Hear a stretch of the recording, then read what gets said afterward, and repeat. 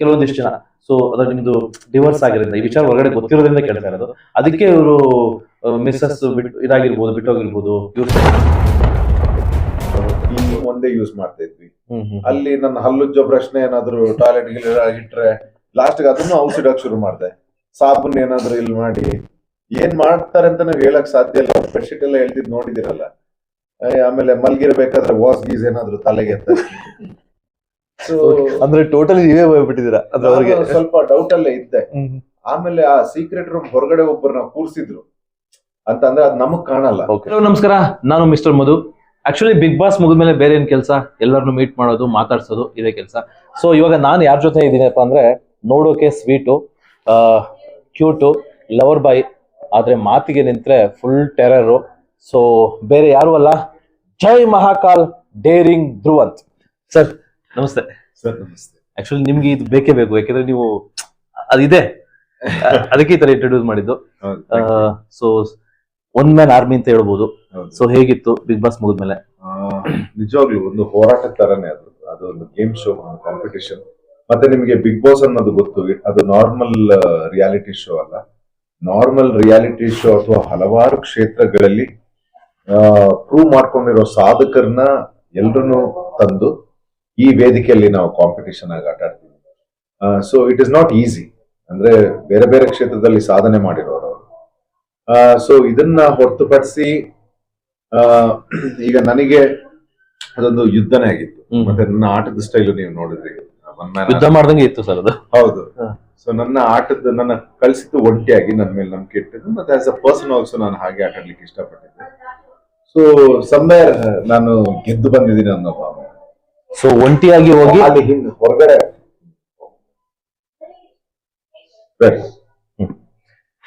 ಒಂಟಿಯಾಗಿ ಹೋಗಿ ಒಂಟಿಯಾಗಿ ಬಂದಿದ್ದೀರಾ? ಹೌದು. ನನಗೆ ಬಿಗ್ ಬಾಸ್ ನೋಡಿರೋನಲ್ಲ ನಾನು. ಸೊ ನಾನಲ್ಲಿ ಏನು ತಿಳ್ಕೊಂಡು ನೋಡ್ಕೊಂಡು ಆಟ ನನಗೆ ಗೊತ್ತೇ ಇರ್ಲಿಲ್ಲ. ನನಗೆ ಅಲ್ಲಿ ನನ್ನ ಮಹಾ ಸಾರಥಿಯಾಗಿ ನಮ್ಮ ಕಿಚ್ಚ ಸುದೀಪ್ ಅವ್ರು ಮಾತ್ರ ಇದ್ದಿದ್ದು. ಸೊ ಅವ್ರು ಏನ್ ಹೇಳ್ತಾ ಇದ್ರು ಅದ್ರ ಮೇಲೆನೆ ನನ್ನ ಆಟ ನಿಂತಿದ್ದು. ಏನು ಲೈಂಗಿಕ ಕಿರುಕುಳ ಫಸ್ಟ್ ಆರೋಪ ಬರೋದೇ. ನೀವು ಏನು ಅವ್ರು ಬೇಕಾಗಿರೋದು ತಂದು ಕೊಡ್ಲಿಲ್ಲ ಅಂತಂದ್ರೆ ನೆಕ್ಸ್ಟ್ ದಿವಸ ಪೊಲೀಸ್ ಸ್ಟೇಷನ್ ಲೈಂಗಿಕ. Super, correct. ಇದೊಂದು ಟ್ರೆಂಡ್ ಆಗಿದೆ. ಇಲ್ಲ ನನಗೆ ಟಾರ್ಚರ್ ಆಗ್ತಾ ಇದೆ, ನಿನ್ನಿಂದ ನನ್ನ ಕೆಲಸ ನೋಡ್ಕೊಳ್ಳ, ಇದನ್ನ ನೋಡ್ಕೊಳ್ಳ, ಬಿಡು ಆಗ್ತಲ್ಲ ಹೋಗಿ ಅಂತಂದ್ರೆ ಆನ್ಲೈನ್. ಇಲ್ಲ ನನಗೆ ನಿನ್ನಿಂದ ಹೊಟ್ಟೆ ನೋವು ಆಗ್ತದೆ, ಇಲ್ಲ ನನ್ನ ತಲೆ ತುಂಬಾ ನೋಡ್ತದೆ, ಲೈಂಗಿಕ. ಟ್ರೆಂಡ್ ಆಗಿ ಹೋಗಿದೆ. ಎಷ್ಟು ಜನರದಾಯ್ತು ಹಿಂದೆ ಮುಂದೆ ಕಥೆ ಗೊತ್ತಿರೋದು. ಸೊ ಇದೀಗ ಟ್ರೆಂಡ್ ಆಗೋಗಿದೆ, ಲೈಂಗಿಕ ಕಿರುಕುಳ ಟ್ರೆಂಡ್ ಆಗೋಗಿದೆ. ಅದಕ್ಕಿಂತ ಮುಂಚೆ ಇವರೆಲ್ಲ ಏನೆಲ್ಲ ಮಾಡಿರ್ತಾರೆ ಅದು ಗೊತ್ತಿರೋ. ಸೊ ಇದು ಸಂತ್ರಸ್ತರಾಗ್ಬಿಡ್ತಾರೆ. ಅವರು ಸ್ಟಾರ್ಟಿಂಗ್ ಇದ್ದಂಥದ್ದು ರಿಯಲ್, ಅದಾದ್ಮೇಲೆ ಒಂದ್ ಸ್ವಲ್ಪ ದಿನ ಚೇಂಜಸ್ ಆಗ್ತಾರೆ. ಸೊ ಈಗ ನಾನು ರಿಯಲ್ ಅಶ್ವಿನಿ ಗೌಡ, ನಾನು ಬದಲಾದೆ, ಯಾಕಂದ್ರೆ ನೀವು ನಿಮ್ ಕೊಟ್ಟಂತ ಇನ್ಪುಟ್ಸ್ ಇಂದ ನಾನು ಬದಲಾದೆ ಅಂತಾರೆ.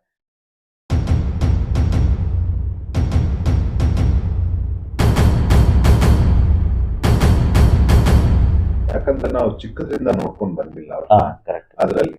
ಅವ್ರು ಏನು ನಮಗೆ ಮುಂದೆ ಇಡ್ತಾರೆ ಅದ್ರ ಮೇಲೆನೆ ನಮ್ಮ ಜಡ್ಜ್ಮೆಂಟ್ ಹೋಗುತ್ತೆ.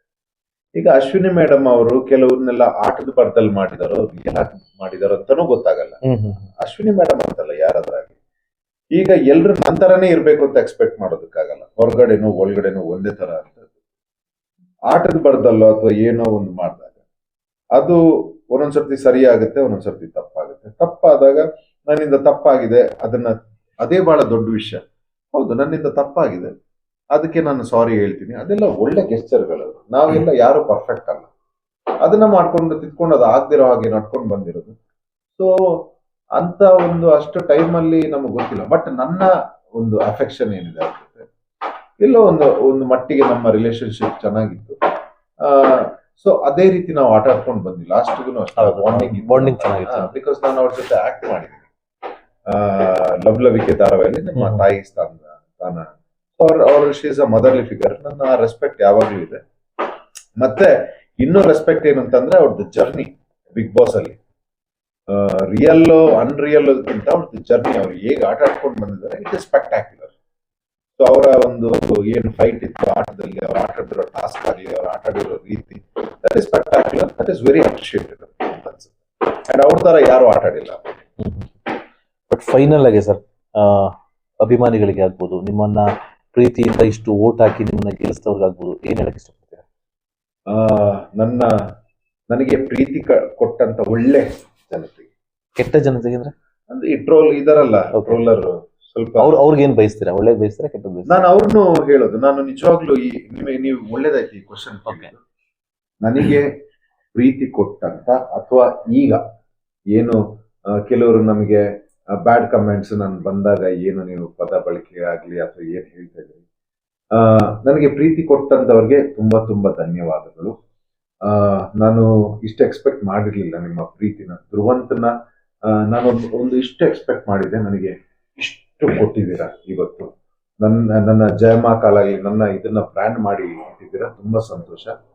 ಮತ್ತೆ ನನ್ನನ್ನ ಇಷ್ಟ ಪಡ್ದಿರೋರಿಗೆ, ನನಗೆ ಬ್ಯಾಡ್ ಕಮೆಂಟ್ಸ್ ಕೊಡ್ತಾ ಇರೋರಿಗೆ, ಇನ್ನು ಮುಂದೆ ನನ್ನ ಫ್ಯೂಚರ್ ಅಲ್ಲಿ ನಿಮ್ಮನ್ನು ಸಹ ಗೆಲ್ಲುವಂತ ಪ್ರಯತ್ನ ನಂದಾಗಿರುತ್ತೆ. ಸೊ ಏನೋ ಗೊತ್ತಿಲ್ದೇನೋ ನನ್ನಿಂದ ತಪ್ಪಾಗಿದ್ರೆ ನೀವು ಮನಸ್ಸಿಗೆ ಹಾಕೊಳ್ಬೇಡಿ. ಇನ್ನು ಮುಂದೆ ನಿಮ್ಮ ಮನಸ್ಸನ್ನ ಗೆಲ್ಲುವಂತ ಪ್ರಯತ್ನ ನನ್ನದಾಗಿರುತ್ತೆ ಅಂತಾನೆ ಹೇಳಲಿಕ್ಕೆ ಇಷ್ಟ. Super sir. ಆಕ್ಚುಲಿ ಅವ್ರ ಮನಸ್ಸು ಆದಷ್ಟು ಬೇಗ ಗೆಲ್ಲಿ. ಬಟ್ ಅದಕ್ಕಿಂತ ಮುಂಚೆ ಇದೊಂದನ್ನ ನೀವು ಕೆಲವೊಂದಿಷ್ಟು ಜನಕ್ಕೆ ಒಂದು ಮಾಹಿತಿ ಕೊಟ್ಟಂಗೆ ಹೋಗುತ್ತೆ, ಬಟ್ ನೆಗೆಟಿವ್ ತಗೋಬೇಡಿ. ಆಕ್ಚುಲಿ ಪರ್ಸನಲ್ ವಿಚಾರ ಕೇಳ್ತೀನಿ ಅಂತ. ಕೆಲವೊಂದಿಷ್ಟು ಜನ ನೀವು, ಯಾಕಂದ್ರೆ ನೀವು ಡೇರಿಂಗ್ ಆಗಿದ್ದು ಮತ್ತೆ ಸಿಕ್ಕಾಪಟ್ಟೆ ಎಲ್ಲದಕ್ಕೂ ಅಲ್ಲೇ ಮಾತಾಡ್ತಿದ್ದು, ಅಲ್ಲೇ ಡ್ರಾ ಅಲ್ಲೇ ಬಹುಮಾನ ಆ ರೀತಿ ಮಾತಾಡ್ತಿದ್ದಕ್ಕೆ ಕೆಲವೊಂದಿಷ್ಟು ಜನ, ಸೊ ಅದ್ರ ನಿಮ್ದು ಡಿವೋರ್ಸ್ ಆಗಿರೋದ್ರಿಂದ ಈ ವಿಚಾರ ಹೊರಗಡೆ ಗೊತ್ತಿರೋದ್ರಿಂದ ಕೇಳ್ತಾ ಇರೋದು. ಅದಕ್ಕೆ ಇವರು ಮಿಸ್ಸಸ್ ಬಿಟ್ಟೋಗಿರ್ಬೋದು, ಇವ್ರು ಸಿಕ್ಕಾಪಟ್ಟೆ ಕೋಪಿಷ್ಟ, ಈ ತೀರ ತುಂಬಾ ನೆಗೆಟಿವ್ ಅಲ್ಲ. ನಿಮ್ಮ ವ್ಯಕ್ತಿತ್ವ ತುಂಬಾ ಸ್ಟ್ರಾಂಗು, ಕೋಪಿಷ್ಟ, ಆ ತರ ಏನೋ ಅಂತ ಒಂದಿಷ್ಟು ನೆಗೆಟಿವ್ ಟ್ರೋಲ್ ಆಯ್ತು. ಸೊ ಅವ್ರಿಗೆಲ್ಲ ಏನ್ ಹೇಳಕ್ ಇಷ್ಟಪಡ್ತೀರಾ? ಅಲ್ಲ, ನಾನು ಇಲ್ದಿರೋದನ್ನೇ ಜಾಸ್ತಿ ಹಾಕಿ, ಈಗ ಲಾಸ್ಟ್ ಇಯರ್ ಏನು ಕಾಂಟ್ರವರ್ಸಿ ಇನ್ಸಿಡೆಂಟ್ ಆಯ್ತು, ಒಂದಕ್ಕೊಂದಕ್ಕೆ ಸಂಬಂಧನೇ ಇರ್ಲಿಲ್ಲ. ಒಂದಿಷ್ಟು ಜನ ಸೇರ್ಕೊಂಡು ಯಾವ್ಯಾವ ರೀತಿಯಲ್ಲಿ ನನ್ನ ಹೆಸರನ್ನ ಹಾಳು ಮಾಡ್ಬೇಕು ಅಂತ. ಸೊ ಅದರಲ್ಲಿ ಒಬ್ರು ಒಂದ್ ಹೇಳ್ತಾ ಇದಾರೆ, ಇನ್ನೊಬ್ರು ಅವ್ರ ಜೊತೆ ಸೇರ್ಕೊಂಡು ಇವ್ನು ಹೀಗೆ ಅಂತ, ಎಲ್ಲ ಒಟ್ಟಿಗೆ. ಅದಕ್ಕೆ ಸಾಕ್ಷಿ ಯಾವ್ದು ಇಲ್ಲ. ಮತ್ತೆ ನೀವು ಏನು ವಿಡಿಯೋ ನೋಡಿದ್ರಿ, ಅದ್ರಲ್ಲಿ ನೀವು ನೋಡಿರ್ಬೋದು ತುಳುಲಿ ಹೇಳುದು. ಆಕ್ಚುಲಿ ನಾವಲ್ಲ, ನಮ್ಮ ತಪ್ಪಾಗಿರೋದಲ್ಲ, ಯಾರಿಂದ ತಪ್ಪಾಗಿದೆ ಅದನ್ನ ಪ್ರಶ್ನೆ ಮಾಡ್ತಾ ಇದ್ದೀನಿ ನಾನು, ಯಾರು ಏನು ಎತ್ತ ಅಂತ.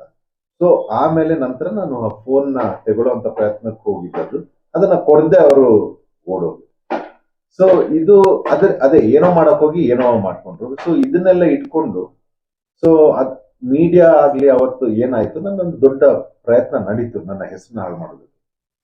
ಆದ್ರೆ ನಾವು ಅದನ್ನ ಬರೋಷ್ಟೊತ್ತಿಗೆ ಆದ್ರೆ ಯಾರು ನಂಬ್ಲಿಲ್ಲ. ಬಿಕಾಸ್ ಈಗ ಏನಾಗಿದೆ, ಟ್ರೆಂಡ್ ಆಗಿದೆ ಈ ಏನು ಲೈಂಗಿಕ ಕಿರುಕುಳ, ಟ್ರೆಂಡ್ ಆಗಿದೆ.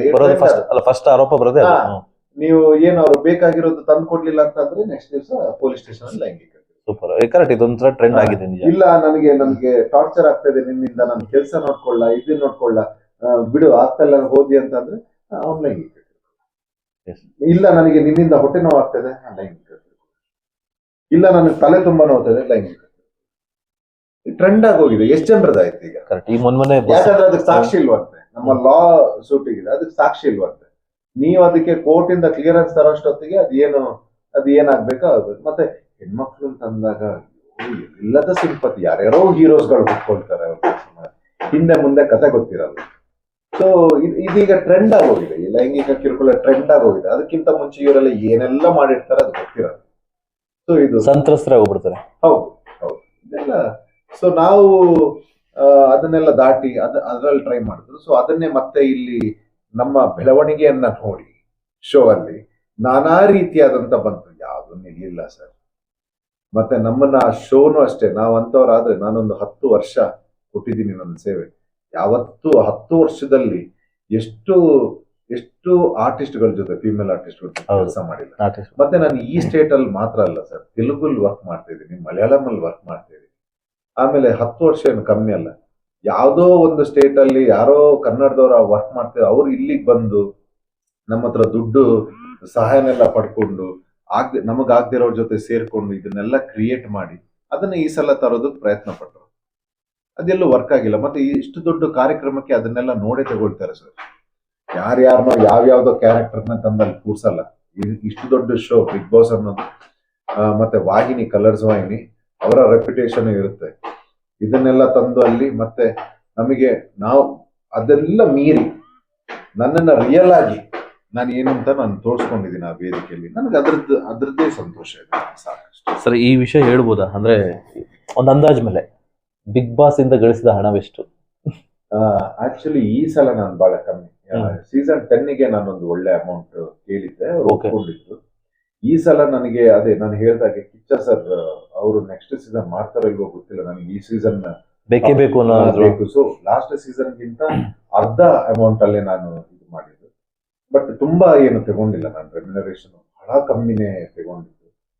ಬಟ್ ನನಗೆ ಆ ರೆಮ್ಯುನರೇಷನ್ ಬಿಟ್ಟು ಏನೆಲ್ಲ ಪಡ್ಕೊಂಡಿದೆಯಲ್ಲ ಅದು ಬೆಲೆ ಕಟ್ಟಕ್ಕಾಗ್ತಿರೋದು. ಸೊ ಅದ್ರ ಬಗ್ಗೆ ಬಹಳ ಹೆಮ್ಮೆ ಇದೆ. ಬಟ್ ಅಂದ್ರೆ ಒಬ್ರದೊಬ್ರು ರೆಮ್ಯುನರೇಷನ್ ಗೊತ್ತಾಗಲ್ಲ, ಯಾರ್ದು ಎಷ್ಟೆಷ್ಟು ಅಂತ ಗೊತ್ತಾಗಲ್ಲ, ನಿಮ್ದಷ್ಟೇ ಗೊತ್ತಿರುತ್ತೆ. ಆದ್ರೆ ರೆಮ್ಯುನರೇಷನ್ ಒಂದೊಂದ್ಸಲ ರೆಮ್ಯುನರೇಷನ್ ಅಲ್ಲ ಸರ್, ಒಂದೊಂದ್ಸತಿ ಜನಗಳ ಪ್ರೀತಿ ಇದೆಯಲ್ಲ ಸರ್. ಮತ್ತೆ ನನಗೆ ಬಾದ್ಶಾ ಅವರು ಏನು ಕೊಟ್ಟಿದ್ದಾರೆ ಅದು ಕೋಟಿ ಕೊಟ್ಟರು ಸಿಗದಿರೋಂಥದ್ದು ಸರ್. ದುಡ್ಡೇನು ನಾಳೆನೂ ಸಂಪಾದನೆ ಮಾಡ್ಕೊಳ್ತೀನಿ, ಆಮೇಲೆ ಅಂತ ದೊಡ್ಡ ಅಮೌಂಟ್ ಅಲ್ಲ, ಈ ಪ್ರೀತಿಯಿಂದ ನೆಕ್ಸ್ಟ್ ದುಡ್ಡು ಬರುತ್ತೆ ಬೇಜಾನ್. ಹೌದು, ಈ ಪ್ರೀತಿಯಿಂದ. ಈಗ ನೋಡಿ ಅದೇ ನಿರ್ಮಾಪಕರೆಲ್ಲ ನನ್ನ ಇದಕ್ಕೆ ಅವರು ಪ್ರೊಡ್ಯೂಸರ್ಗಳು ಒಪ್ಕೊಳ್ತಾ ಇದಾರೆ ಅಂತ ಅಂದಾಗ ಅದಕ್ಕಿಂತ ದೊಡ್ಡದು ಏನ್ ಸರ್. ಇನ್ನು ನನ್ನ ಕಲಾ ಪೋಷಕರೇ ನನಗೆ ಕೊಡ್ತಾರೆ ಸರ್, ಅದ್ರದ್ದು ಸಾಕಷ್ಟು ಕೊಡ್ತಾರೆ. ಸೊ ಇವಾಗ ಎಷ್ಟು ಪೇಮೆಂಟ್ ತಗೋತಿದ್ರು ಅದು ಡಬಲ್ ಟ್ರಿಬಲ್ ಆಗುತ್ತೆ, ಅಂದ್ರೆ ಮುಂಚೆ ಎಲ್ಲ ಎಷ್ಟು ತಗೋತಾ ಇದ್ರು? ಟ್ರಿಬಲ್ ಅಲ್ಲ ಸರ್, ಅದು 100 ಪಟ್ಟು ಜಾಸ್ತಿ ಆಗುತ್ತೆ. ಹೌದು. ಓಕೆ ಸರ್, ಒಳ್ಳೇದಾಗಲಿ ನಿಮ್ಮ ಕೆರಿಯರ್ಗೆ, ಆಲ್ ದ ಬೆಸ್ಟ್. ಮತ್ತೆ ಒಳ್ಳೊಳ್ಳೆ ಪ್ರಾಜೆಕ್ಟ್ಗಳು ಬರಲಿ. ಸೊ ಕೊನೆಯದಾಗಿ ಯಾರಾದ್ರೂ ಪ್ರೊಡ್ಯೂಸರ್ ನೋಡ್ತಾ ಇದ್ರೆ ನೋಡ್ಕೊಬಿಡ್ಲಿ, ಹೀರೋ ಆಗಿ ಆಕ್ಟ್ ಮಾಡ್ತೀರಾ ಅಥವಾ ಯಾವುದೇ ಕ್ಯಾರೆಕ್ಟರ್ ಕೊಟ್ಟರು ಮಾಡ್ತೀರಾ ಸಿನಿಮಾದಲ್ಲಿ, ಬೆಳ್ಳಿತೆರೆಯಲ್ಲಿ? ನಾನು ನಿಮ್ಮ ಹತ್ರ ಶೇರ್ ಮಾಡ್ಕೊಂಡೆ ಆ ಒಳ್ಳೆ ಮೆಸೇಜ್ ಜನಗಳಿಗೆ ರೀಚ್ ಆಗೋದಕ್ಕೆ ಯಾವ ಪಾತ್ರ ಕೊಟ್ಟರು, ಓಕೆ, ಭಿಕ್ಷುಕನಿಂದ ರಾಜನವರೆಗೆ ಯಾವ ಪಾತ್ರ ಸಿಕ್ಕಿದ್ರು ನಾನು ಅದನ್ನ ಸಂಪೂರ್ಣವಾಗಿ ನನ್ನನ್ನು ಅರ್ಪಿಸಿ ನಾನು ಅದನ್ನ ಎಲ್ಲಿಗೆ ತಲುಪಬೇಕು ಅದಲ್ಲಿ ತಲುಪಿಸ್ತೀನಿ. ಒಳ್ಳೇದಲ್ಲ ಸರ್. ಒಂದ್ ವೇಳೆ ಭಿಕ್ಷುಕನ ಪಾತ್ರ ಕೊಟ್ರು ಭಿಕ್ಷುಕ ಹಿಂಗೆಲ್ಲ ನಡ್ಕೋಬಹುದಾ ಅಂತ ಬೇಕಾದ್ರೆ ತೋರಿಸ್ಕೊಡ್ತೀರಾ? ಆ ನಂಬಿಕೆ ನನ್ನ ಮೇಲೆ ಇಟ್ಕೋಬಹುದು. ಯಾಕಂದ್ರೆ ನಾವು ಏನೇ ಕೆಲಸ ಮಾಡಿದ್ರು ಅದ್ರ ಬಗ್ಗೆ ಬಹಳ ಪರ್ಫೆಕ್ಟ್ ಆಗಿ ಅದರಲ್ಲಿ ಕೊಡುವಂತ ಪ್ರಯತ್ನ ನಂದಾಗಿರುತ್ತೆ ಯಾವಾಗ್ಲೂ. ಸೊ ಅದನ್ನ ನೀವು ನನ್ನಿಂದ ಎಕ್ಸ್ಪೆಕ್ಟ್ ಮಾಡಿ. ಖಂಡಿತ ಸರ್. ಆಕ್ಚುಲಿ ಅವ್ರಿಗೆ ಒಂದು ಆಲ್ರೆಡಿ ಕಾನ್ಫಿಡೆಂಟ್ ಬಂದಿರುತ್ತೆ ಎಲ್ಲ ಪ್ರೊಡ್ಯೂಸರ್ಗಳಿಗೆ. ಬಟ್ ಆಲ್ರೆಡಿ ಅಭಿನಯ ಏನು ಹೊಸದಲ್ಲ ನಿಮ್ಗೆ. ಎಷ್ಟೋ ಜನ ಅಭಿನಯ ಮಾಡ್ದೇನೆ ಬಿಗ್ ಬಾಸ್ ಅಲ್ಲಿ ಹೆಸರು ತಗೊಂಡು ಅಭಿನಯಕ್ಕೆ ಹೋಗಿದ್ದಾರೆ. ಬಟ್ ನಿಮ್ಗೆ ಆಲ್ರೆಡಿ ಆಕ್ಟಿಂಗ್ ಅನ್ನೋದು ಆಲ್ರೆಡಿ ಗೊತ್ತಿದೆ. ಸೊ ಒಳ್ಳೇದಾಗಲಿ. ಬಟ್ ನನ್ನ ರಿಯಲ್ ವ್ಯಕ್ತಿತ್ವ ಗೊತ್ತಿಲ್ಲ, ಇವತ್ತು ಅದು ಗೊತ್ತಾಗಿದೆ. ಸೊ ಓಕೆ ಸರ್, ಒಳ್ಳೇದಾಗಲಿ ಸರ್. ಒಳ್ಳೊಳ್ಳೆ ಪ್ರಾಜೆಕ್ಟ್ಗಳು ಸಿಗಲಿ. ಸೊ ನೆಕ್ಸ್ಟ್ ಒಳ್ಳೆ ಪ್ರಾಜೆಕ್ಟ್ ಸಿಕ್ಕಿ ಒಳ್ಳೆ ಸ್ಟಾರ್ ಆದ್ಮೇಲೆ ಮತ್ತೆ ಒಂದ್ಸಲ ಇಂಟರ್ವ್ಯೂ ಮಾಡೋ ಅವಕಾಶ ಸಿಗುತ್ತೆ. ಖಂಡಿತ ಸಿಗ್ತಾ ಇರೋಣ. ನನ್ನ ಇನ್ನು ಮುಂದಿನ ಪ್ರಾಜೆಕ್ಟ್ಗೆ ಹೀಗೆ ಸಿಗ್ತಾ ಇರೋಣ. ಮತ್ತೆ ನಾವೇನು ಇವತ್ತು ಏನ್ ಮಾತಾಡಿದ್ವಿ ಅವತ್ತು ಮೆಲ್ಕ್ ಹಾಕ್ತಾ ಇರೋಣ. ಮತ್ತೆ ನಿಮ್ದು ವಜ್ರದುಂಗ್ರ ಮತ್ತೆ ಗಿಲ್ಲಿ ಅವ್ರ ಲವ್ ಬಗ್ಗೆ ನಾವು ಅವತ್ತು ಹೇಳ್ತೀವಿ. ಅಲ್ಲ, ಅಷ್ಟೊತ್ತಿಗೆ ಬೇರೆ ಸರ ತಗೊಂಡಿರ್ತೀವಿ. ಉಂಗ್ರದ್ ಬಿಟ್ಬಿಡಿ, ಉಂಗ್ರ ಏನೋ ಒಂದು ಆಗುತ್ತೆ, ಅದು ಸಿಕ್ಕಿದ್ಯೋ ಸಿಕ್ಕಿಲ್ವೋ ಅದು ಬೇರೆ ಆಗುತ್ತೆ. ಬಟ್ ಇನ್ನೊಂದು ಹೇಳಿದ್ರಲ್ಲ, ಸೊ ಅದು ಗೊತ್ತಾಗುತ್ತೆ ಅಷ್ಟೊಳಗಡೆ. ನೀವ್ ಹೇಳಿಲ್ಲ ಅಂದ್ರೂ ಅದು ಏನಾಗಿದೆ ಅಂತ ಗೊತ್ತಾಗ್ಬಿಡುತ್ತೆ. ಬಟ್ ಅವತ್ತು ಗೊತ್ತಾಗದಿದ್ರು ನಾನು ಹೆಂಗಾದ್ರೂ ಗೊತ್ತು ಮಾಡಿ ಅಲ್ಲ ಅಂದ್ರೆ ಗೊತ್ತಾಗುತ್ತೆ ಅಂದ್ರೆ ನಿಜ ಆಗಿದ್ರೆ ಬೇರೆ ತರ ಆಗುತ್ತೆ, ನಿಜ ಇಲ್ಲ ಅಂದ್ರೆ ಎಲ್ಲೆಲ್ಲೋ ಇರುತ್ತೆ, ಅವರೆಲ್ಲೋ ಇರ್ತಾರೆ, ಇವರೆಲ್ಲ ಇರ್ತಾರೆ, ಏನೋ ಒಂದ್ ಆಗಿರುತ್ತೆ. ಒಂದೇ ಯೂಸ್ ಮಾಡ್ತಾ ಇದ್ವಿ. ಅಲ್ಲಿ ನನ್ನ ಹಲ್ಲುಜ್ಜೋ ಪ್ರಶ್ನೆ ಏನಾದ್ರು ಟಾಯ್ಲೆಟ್ ಇಟ್ರೆ ಲಾಸ್ಟ್ ಅದನ್ನು ಔಷಧ ಶುರು ಮಾಡಿದೆ. ಸಾಬೂನ್ ಏನಾದ್ರು ಇಲ್ಲಿ ಮಾಡಿ ಏನ್ ಮಾಡ್ತಾರೆ ಅಂತ ನಾವು ಹೇಳಕ್ ಸಾಧ್ಯ ಇಲ್ಲ. ಬೆಡ್ಶೀಟ್ ಎಲ್ಲ ಹೇಳ್ತಿದ್ ನೋಡಿದಿರಲ್ಲ. ಆಮೇಲೆ ಮಲ್ಗಿರ್ಬೇಕಾದ್ರೆ ವಾಸ್ ಗೀಸ್ ಏನಾದ್ರು ತಲೆಗೆ ಅಂದ್ರೆ ಟೋಟಲಿ ನೀವೇ ಹೋಗ್ಬಿಟ್ಟಿದ್ದೀರಾ ಅಂದ್ರೆ ಅವ್ರಿಗೆ ಸ್ವಲ್ಪ ಡೌಟ್ ಅಲ್ಲೇ ಇದ್ದೆ. ಆಮೇಲೆ ಆ ಸೀಕ್ರೆಟ್ ರೂಮ್ ಹೊರಗಡೆ ಒಬ್ಬರನ್ನ ಕೂರ್ಸಿದ್ರು ಅಂತ ಅಂದ್ರೆ ಅದು ನಮಗ್ ಕಾಣಲ್ಲ. ಅದು ಆ ತಂದೆ ತಾಯಿ ನನಗೆ ಬೇಕಾದವ್ರನ್ನ ಮೀಟ್ ಆಗಕ್ಕೆ ಟೈಮ್ ಸಿಗ್ತಲ್ಲ. ತುಂಬಾ ಕಾಲ್ಸ್ ಗಳು ಬರ್ತಾ ಇದೆ, ಏನು ನೀನ್ ಇಷ್ಟು ಬಿಸಿ ಅಂತ ಅವ್ರಿಗೆ ಗೊತ್ತಾಗ್ತಾ ಇಲ್ಲ. ಪ್ರತಿದಿನ 8-9 ಪ್ರೆಸ್ ನ ಮೀಡಿಯಾನ ನಾನು ಇಂಟರ್ವ್ಯೂಸ್ ನ ತಗೊಳ್ತಾ ಇದ್ದೀನಿ ಕಂಟಿನ್ಯೂಸ್. ಆಕ್ಚುಲಿ ನಾನ್ ನೆನ್ನೆನೆ ಒಂದ್ ಚೆನ್ನಾಗಿ ನೆಮ್ಮದಿಯಿಂದ ಊಟ ಮಾಡಿರೋದು ನೆನ್ನೆ. ಬಿಕಾಸ್ ಮೊನ್ನೆಯಿಂದನೂ ಹೋಟೆಲ್ ಇಂದ ಒಂದು ಬ್ರೇಕ್ಫಾಸ್ಟ್ ಆದ್ರೆ ನಾನು ಯಾರನ್ನು ಕಾಯಿಸಲ್ಲ. ಯಾಕಂದ್ರೆ ನಮಗೆಲ್ಲ ಗಾಡ್ ಫಾದರ್ ಇಲ್ಲ. ನಮ್ಮನ್ನ ಇವತ್ತು ಇಲ್ಲಿವರೆಗೆ ಬರೋದು ಕಾರಣನೇ ಮಾಧ್ಯಮ ಮಿತ್ರರು. ಜನಗಳಿಗಿಂತ ಜಾಸ್ತಿ ಪ್ರತಿ ಸೀರಿಯಲ್ ಆದಾಗ ನನ್ನ ಪ್ರಾಜೆಕ್ಟ್ಗೆ ನನ್ನ ಇಂಟರ್ವ್ಯೂ ಕೊಟ್ಟು ನನ್ನನ್ನ ಪ್ರಮೋಟ್ ಮಾಡಿರೋದೇ ಮಾಧ್ಯಮ ಮಿತ್ರರು. ಸೊ ಅವ್ರನ್ನ ಕಾಯಿಸೋದು ಅಥವಾ ಇದು ನಾನು ಮಾಡಲ್ಲ. ನನ್ನ ಎಷ್ಟು ಕೊಡಕ್ಕಾಗತ್ತೆ ಎಲ್ರನ್ನೂ ಕರೆದು ಬಹಳ ಗೌರವದಿಂದ ನನ್ನ ಹತ್ರ ಎಷ್ಟು ಅವ್ರಿಗೆ ನನ್ನ ಕವರೇಜ್ ಕೊಡಕ್ಕಾಗತ್ತೆ ಕೊಟ್ಟಿದ್ದೀನಿ. ಸೊ ಹಾಗಾಗಿ ಕಂಟಿನ್ಯೂಸ್ 3-4 ದಿವಸದಿಂದ ಕಂಟಿನ್ಯೂಸ್ ಬಿಸಿ ಇದ್ದೀನಿ ನಾನು. ಸೊ ಇನ್ನು ನಾಳೆನೂ ಕೂಡ ಸ್ಕೆಡ್ಯೂಲ್ಡ್ ಅಪ್ ಇದ್ದೀನಿ. ಸೊ ಇನ್ನು ನೆಕ್ಸ್ಟ್ ಇದೆಲ್ಲ ಮುಗಿಸಿ ಆರಾಮವಾಗಿ ನೆಕ್ಸ್ಟ್ ಯಾರು ನಮಗ್ ಫೋನ್ ಬರುತ್ತೆ ಅಥವಾ ನಾವ್ ಯಾರು ಮಾತಾಡ್ಬೇಕು ಅವ್ರ ಹತ್ರ ಈ ಲಾಸ್ಟ್ ಮೂಮೆಂಟ್ ಅಲ್ಲಿ ನಿಮ್ಮನ್ನ ಸೀಕ್ರೆಟ್ ರೂಮ್ಗೆ ಹಾಕ್ತಾರೆ. ಸೊ ಆ ಸೀಕ್ರೆಟ್ ರೂಮ್ ಹಾಕೋದ್ಕಿಂತ ಮುಂಚೆ ನಿಮ್ಮನ್ನ ಎಲ್ಲೋ ಒಂದ್ ಕಡೆ ಎಲಿಮಿನೇಟ್ ಮಾಡ್ಬಿಟ್ರು ಅಂತ ಅನ್ಕೊಂಡ್ರೆ, ಅಥವಾ ಇಲ್ಲ ನಮ್ಗೇನೋ ಸೀಕ್ರೆಟ್ ರೂಮ್ ಹಾಕ್ತಾರೆ ಅಂತ ಅನಿಸಿತ್ತಾ? ನಂದು ಆಟ ಮುಗೀತು ಅಂತ ಮುಗಿದೋಗ್ಬಿಡ್ತು ಆಟ ಮುಗೀತು ಅಂತ. ಆದ್ರೆ ಅಷ್ಟೇನು ನಾನು ಹೊರಗಡೆ ಹೋಗೋದ್ರಲ್ಲಿ ಅಷ್ಟೇನು ಭಯ ಇಟ್ಕೊಂಡಿರ್ಲಿಲ್ಲ. ನಂದೇನಿತ್ತಂದ್ರೆ ನನ್ನ ವ್ಯಕ್ತಿತ್ವ ಏನಿದೆ ಅದು ಶೋ ಕೊಡ್ಬೇಕು, ಇಷ್ಟ ಆದ್ರೆ ಇಡ್ತೀನಿ, ಇಲ್ಲ ಅಂದ್ರೆ ಹೋಗ್ತಾ ಇರ್ತೀನಿ, ಈ ರೀತಿ ಆಟಿಟ್ಯೂಡ್ ಅಲ್ಲಿ ಇದ್ದವ್ರು. ಸೊ ಹೋದಾಗ ಆಟ ಮುಗೀತು ಅಂತ ಅಂದ ತಕ್ಷಣ ಹೊರಗಡೆ ಕಣ್ಣು ಪಟ್ಟಿ ಕಟ್ಟಿ, ಇಲ್ಲ ಸರ್ ಇನ್ನು ಆಟ ಶುರು ಅಂತಂದ್ರು. ಈಗ ನಿಮ್ ಆಟ ಶುರು ಅಂತಂದ್ರು. ನಮ್ಗೆ ಅರ್ಥ ಆಗ್ಲಿಲ್ಲ, ಮತ್ತೆ ಕರ್ಕೊಂಡೋಗಿ ಸೀಕ್ರೆಟ್. ಸೊ ದಟ್ ಅದು ನೆಕ್ಸ್ಟ್ ಲೆವೆಲ್. ಎಲ್ಲೋ ಒಂದ್ ಕಡೆ ಯಾಕೆಂದ್ರೆ ಹೊರಗಡೆ ಬಂದ್ಬಿಟ್ಟಿ ಅಂತ ಡಿಸೈಡ್ ಮಾಡಿರ್ತೀರಾ.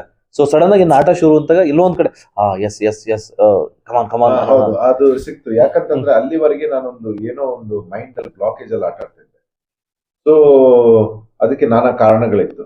ಅಂದ್ರೆ ನಾನು ಜಗಳ ಆಡೋದಾಗ್ಲಿ ಅಥವಾ ಬೋಲ್ಡ್ ಆಗಿ ಬಂದ್ರೆ ನಮ್ಮ ತಂದೆ ತಾಯಿ, ಯಾಕಂದ್ರೆ ಇದಕ್ಕಿಂತ ಮುಂಚೆನೂ ಕೆಲವು ಕಾಂಟ್ರವರ್ಸಿಗಳು ನನ್ನ ಹೆಸರಾಳು ಮಾಡೋದಕ್ಕೆ ಲಾಸ್ಟ್ ಡಿಸೆಂಬರ್ ಅಲ್ಲೆಲ್ಲ ಬಹಳ ಪ್ರಯತ್ನ ಪಟ್ಟು, ಅದರಿಂದ ನನ್ನ ತಂದೆ ತಾಯಿ ಬಹಳ ಬೇಜಾರು ಪಡ್ಕೊಂಡಿರ್ತಾರೆ. ಇಷ್ಟು ಅಂದ್ರೆ ನಾವೊಂದು ಎಲ್ಲೋ ಬೆಳಿತಾ ಇದೀವಿ ಅಂದ ತಕ್ಷಣ ಯಾವ್ಯಾವ ರೀತಿ ಒಂದು ನಮ್ಮ ರೆಪ್ಯುಟೇಷನ್ ಹಾಳು ಮಾಡೋದಕ್ಕೆ, ಮತ್ತೆ ಇಲ್ಲಿ ಗಲಾಟೆ ಮಾಡ್ಕೊಂಡು ಈ ವೇದಿಕೆಯಲ್ಲಿ ಎಲ್ಲೋ ನನ್ನ ಹೆಸರು ಹಾಳಾಗತ್ತೆ ಅನ್ನೋದೊಂದು ಭಯ ಇತ್ತು.